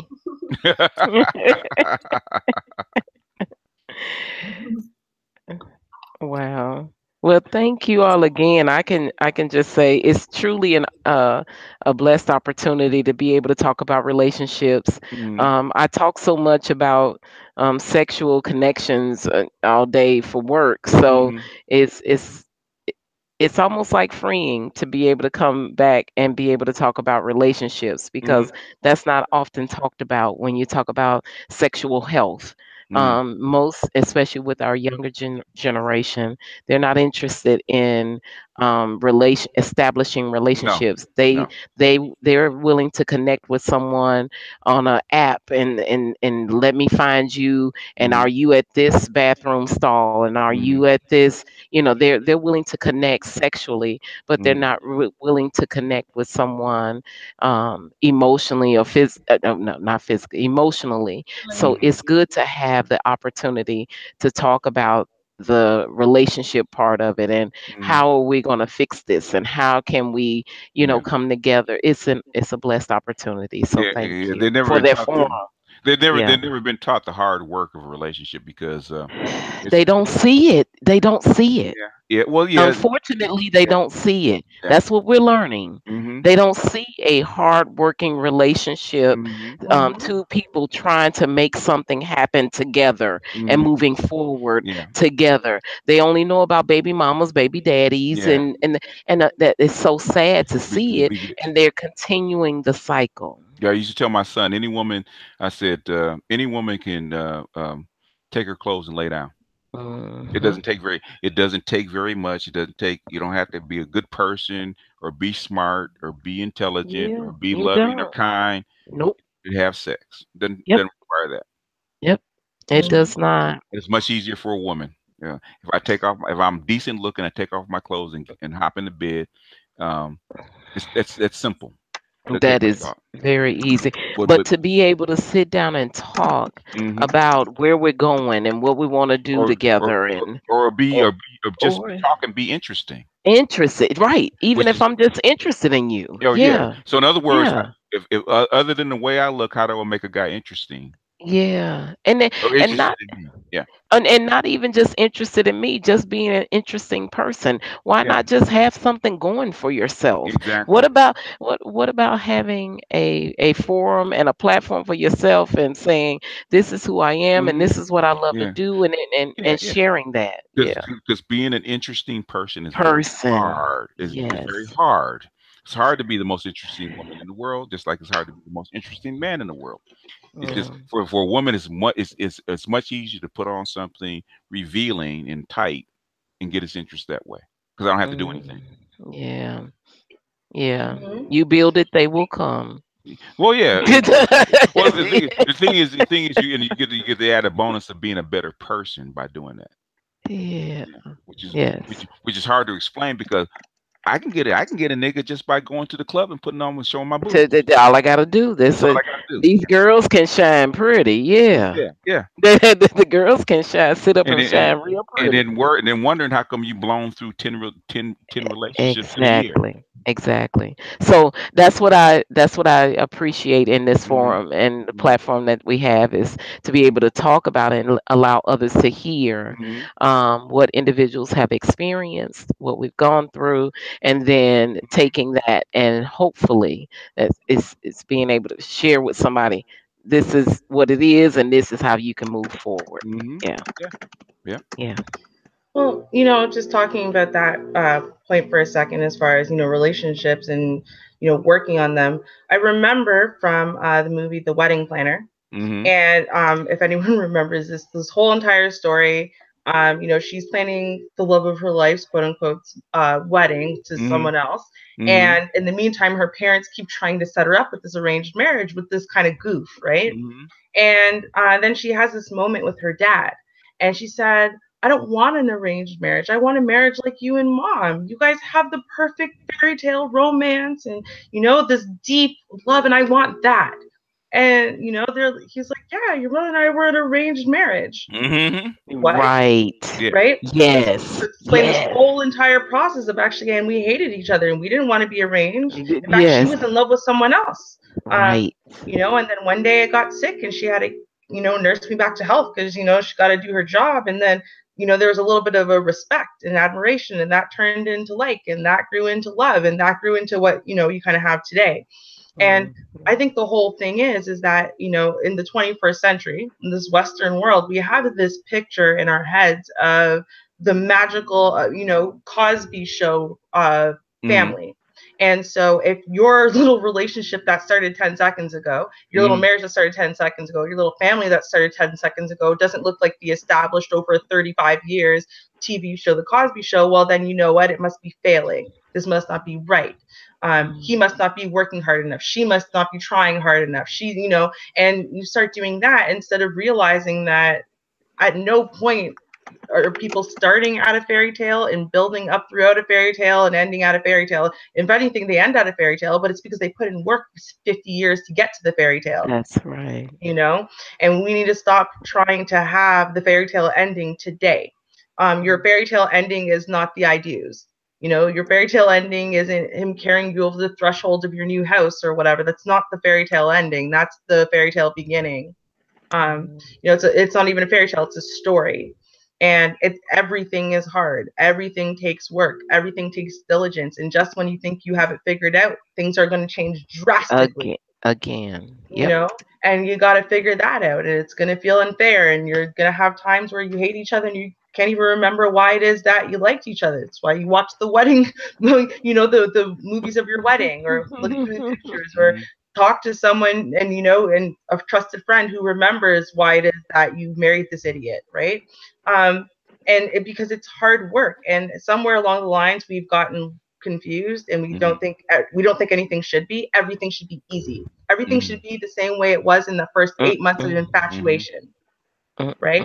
For the rest of your lives, it just should be that easy. You should just be that attracted to each other all the time. Sex should come that quickly and that often, that easily, and understanding and wanting to relearn each other every year because you think you're done. I already learned him. I don't have to learn him again. No, you do, because you guys are always continually growing and changing. So, we need to start looking at real world examples of what does 2 years into marriage, or 5 years into marriage, or 10 years into marriage really look like. Start listening to those examples, because those are the ones who are going to help kind of change the perception. So that way these new kind of youngins that are in that age bracket now, the 20s, 30s, who are starting to think about marriage, are going to start going into it with their eyes wide open. So true. So true. Yeah. Ming Ming, would you like to give some final words? Is Ming Ming still up? She might be sleeping. I'm not sure she is. She might be asleep. Yeah. she's probably listening in her dreams right now. Yeah, that's easy to happen. Wait a minute, Ming is asleep and X is stayed up, huh? Okay. Right? Okay. Today. All right. Well, for me, it was a great show. I thank everyone for their participation. Thank you, Char. Thank you, Char, for letting me join in the end. Late jumping in. Thank you. No problem. Let's see what else. Next week will be open topic. I'll send an email out so people can vote on it, add to it, whatever. And more than likely, some people are going to pick some sex topics because of the whole Weavezilla incident. So, yeah. So, with that being said, I'm going to try to get some guys to join in. Okay. So they can, kind of balance it out a little bit. Okay. Seattle Barbie still on the rampage? Oh, of course. Of course. Yeah, but she's had a lot more. She's had a lot more black men on our hangouts since we brought it all up. So. Well, hey, we're the trendsetters over here. You know how that go. The unicorns are wrecking wrecking the internet, huh? Y'all making a name for yourself. Well, thank you. Although you guys probably getting a lot of hate though. Right. Well, that's part of the process, isn't it? That's right. Trust the process. Trust the process. Don't fight it. Trust it. That's right. The truth always stands anyway. So yeah. I get more hate about women from this channel than I did about any other channel. Wow. Yeah, they do not. The women do not like this channel. The ones on the outside they do not like this channel. Nope, but they stopped coming direct because what they realized is that we've been speaking not just here but on other platforms. And what's absolutely clear is that all the bullshit they started off by trying to say, like, oh, we're just, doormats and all that crap, very clearly not true. No. After Ming laid into Obsidian, I guess that won't be all that crap is going to stop. Well, I mean, it's been stopped, and I think you know what it is. Honestly, BGS, it's probably maybe one or two times. I can't count how many. It's probably only one or two times that you and I got into it over something. Only one or two, huh? But the reason why is because they watched not just me but other women. But I'll just use me say, oh no, you're wrong, and go to bat for it. And we went to bat. We went toe to toe. We kept going. We kept, debating this issue, and there was never any. Angry Man pointed this out between me and him with all of our battles. There's no shaming language being used. There's no, any of that kind of straw man bullshit. Like, no, we're going to debate this fact with actual. With actual facts or actual words, actual opinions and stuff. And so when they saw that, and they saw that even with us being, really deeply in disagreement, hey, no one's disrespecting me. No one's beating me off the channel. No one's changing their opinions of me and calling me terrible things or whatever. It's like, no.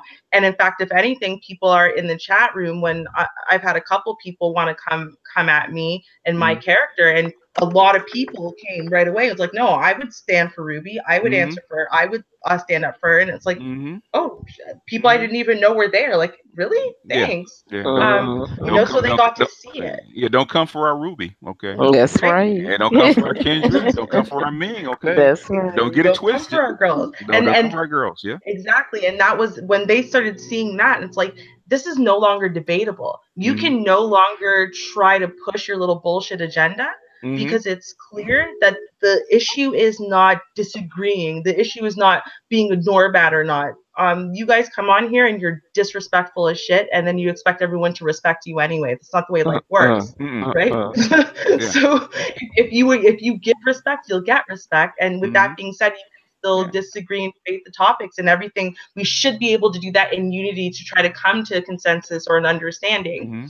And that's when they figured out, hey, that's what this channel's about. You can't argue against it anymore. They had to go. They can't continue talking their shit anymore. Yeah, the thing is, like Karazin said, well, you have to talk to them a certain way. I said, no, can you hold women accountable? Talk to them like adults, and then be okay with it. And you guys have proven that you can and should. Absolutely. They're not. Absolutely they're not children. They're not little shrinking violets. Okay, they're adults. They can handle it.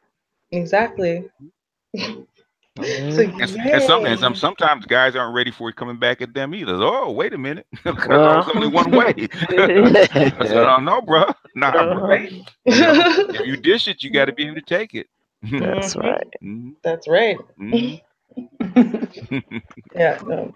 love what we're doing here. This is amazing. Thank you very much, BGS. Thank you very much, Char. You guys are awesome. Yeah, awesome. Couldn't do it without you guys. Me and Char couldn't do it without you guys because we didn't know whether this would work or not because we really didn't. That's true. Pop's caller. Okay. You're welcome. Oh yeah. That's how come X call you guys the unicorns because it doesn't work without you. Oh. Yeah. No, it doesn't. It really does. Because Char can tell you, we didn't know whether this would work or not. We really didn't. We just open it up and try and see what happens.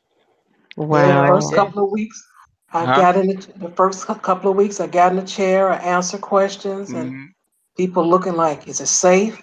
I don't know. And then about week 3 or so, they're like, oh, she didn't die. She came back.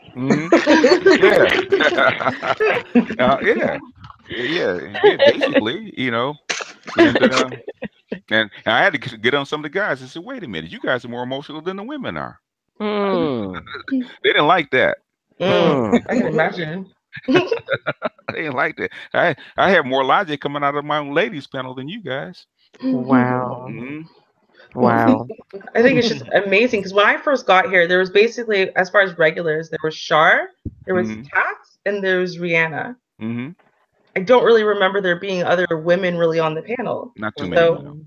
Right? So when I would come in, it would be honestly a panel full of men with like a couple women. I think there might have been 2 women the first time that I got onto the panel, you know? And so now I think about the atmosphere that's being created here now where it's really a panel full of women. I mean, the panel got so full so quickly that when in between of me, like pulling up the screen, there was 5 people. By the time I clicked join, the panel was already full. At the beginning of the night. So, I mean, that's how many women we have coming, watching, wanting to join the panel, wanting to join in on discussions and, you know, even voicing their discontent. There was a few people, not just me, that were like, I wanted to be on the panel, right? So, I mean, like, that's how far it's come from my first day seeing this panel and where it was to where it is today. It's like, it's incredible. Like, I'm just I'm so proud of you guys. It's amazing. Especially Char, what you've done lately is it's a formula. It works. It's amazing. Yeah, it's her baby. So I told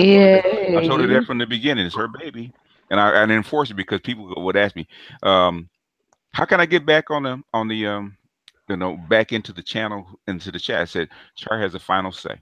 Wow. If Char boots you and you're not coming in, don't come. Email her.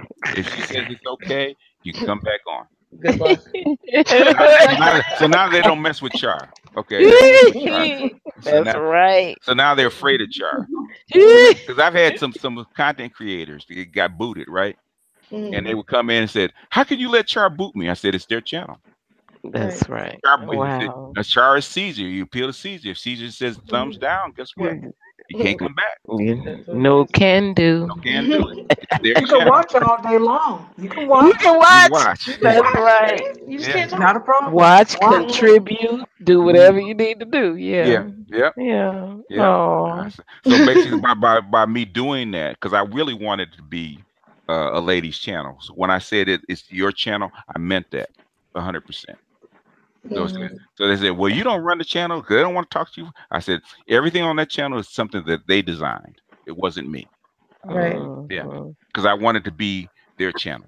And the only thing I ask you guys to be is honest. That's it. That's it, and that's what you'll get. That's it. You know, so people to hear what they don't like, because a lot of guys here they don't like that shit. They said, "Oh well." You're being honest. That's what I want. And also, you bring some cool guests, men guests. So that's ladies who wants to come and jump in and speak to the because these are the people that actually want to sit in. Right. Yeah. And are engaging. And are engaging. Yeah. Because some guys just want to come in and just vent. Okay. I said there are more channels for you to vent. You want to vent, go there and vent. Not here. And sometimes the guys say something as you guys a chance to respond here. I want to get on and nope, can't get on, boss. This is their time. Well, and you know what really bothers me is because I'm like, unless they think you're a complete idiot or, you know, you've completely changed overnight, at the end of the day, you would never let any of us sit up here and talk about our own lives or opinions or perspectives and just lie. Right? And so it drives me crazy when I see people posting inside the chat, oh, you're lying. Oh, you don't really mean that. I'm like, if BGS heard a hint of disingenuousness in my voice, and he knows me, he knows my story, he knows everything about me because I'm very open. So don't you think he would have called me out? He does it all the time. Would have pulled the card. Right? Like, they hear me pull the card. Because I put the card on them. Because a lot of dudes, like I said, like what's his name we had on here that was married, right? Oh, Ray. I pulled the card on him. Yes, you did.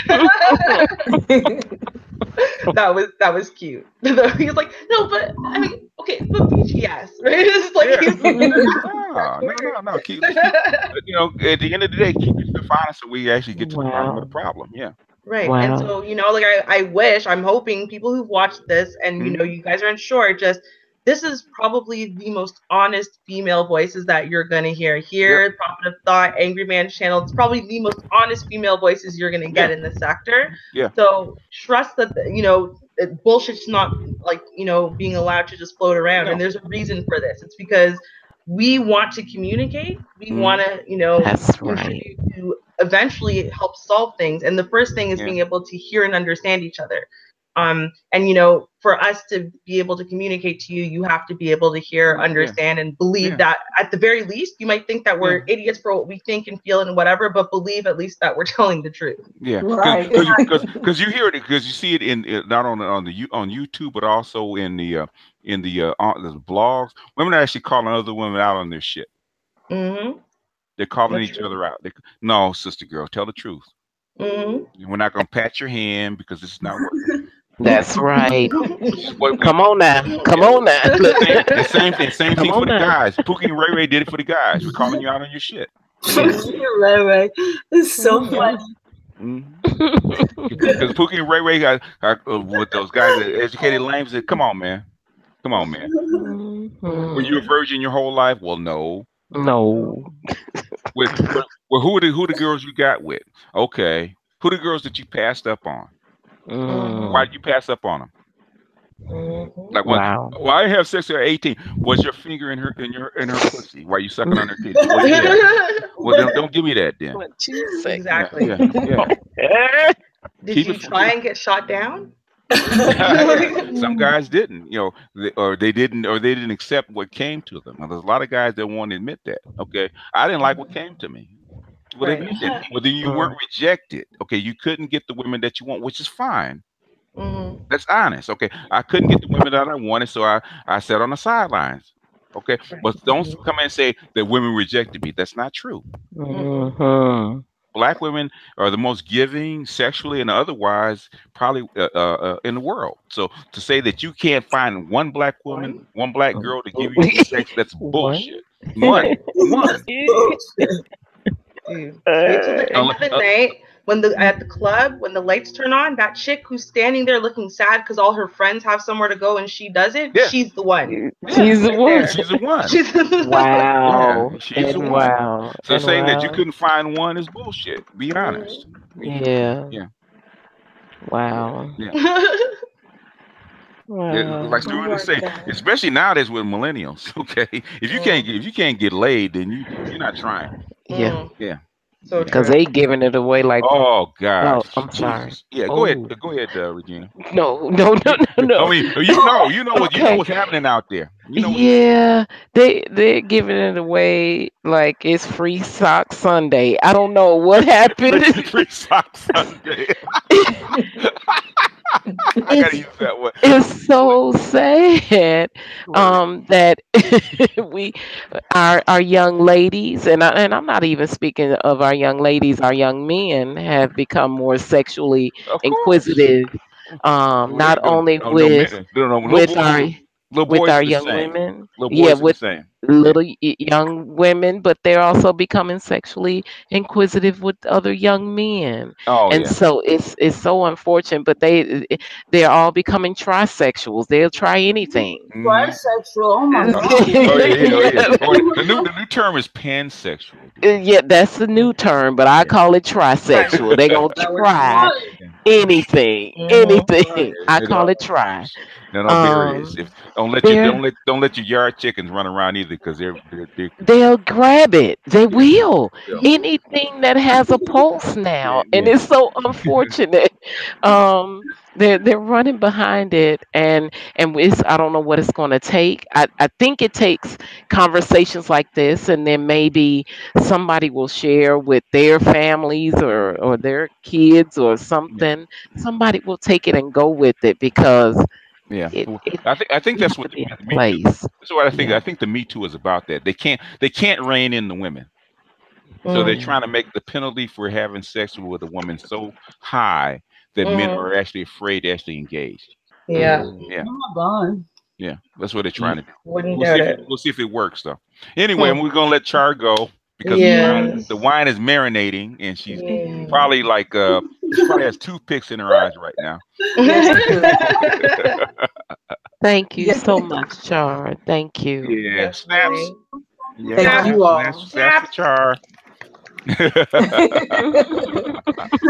Gotta do it every week. Thank you so much. I'll see you next week. All right. Y'all have a great weekend. Y'all have a great weekend. All right. All right. Bye-bye. All right. Cheers. Cheers.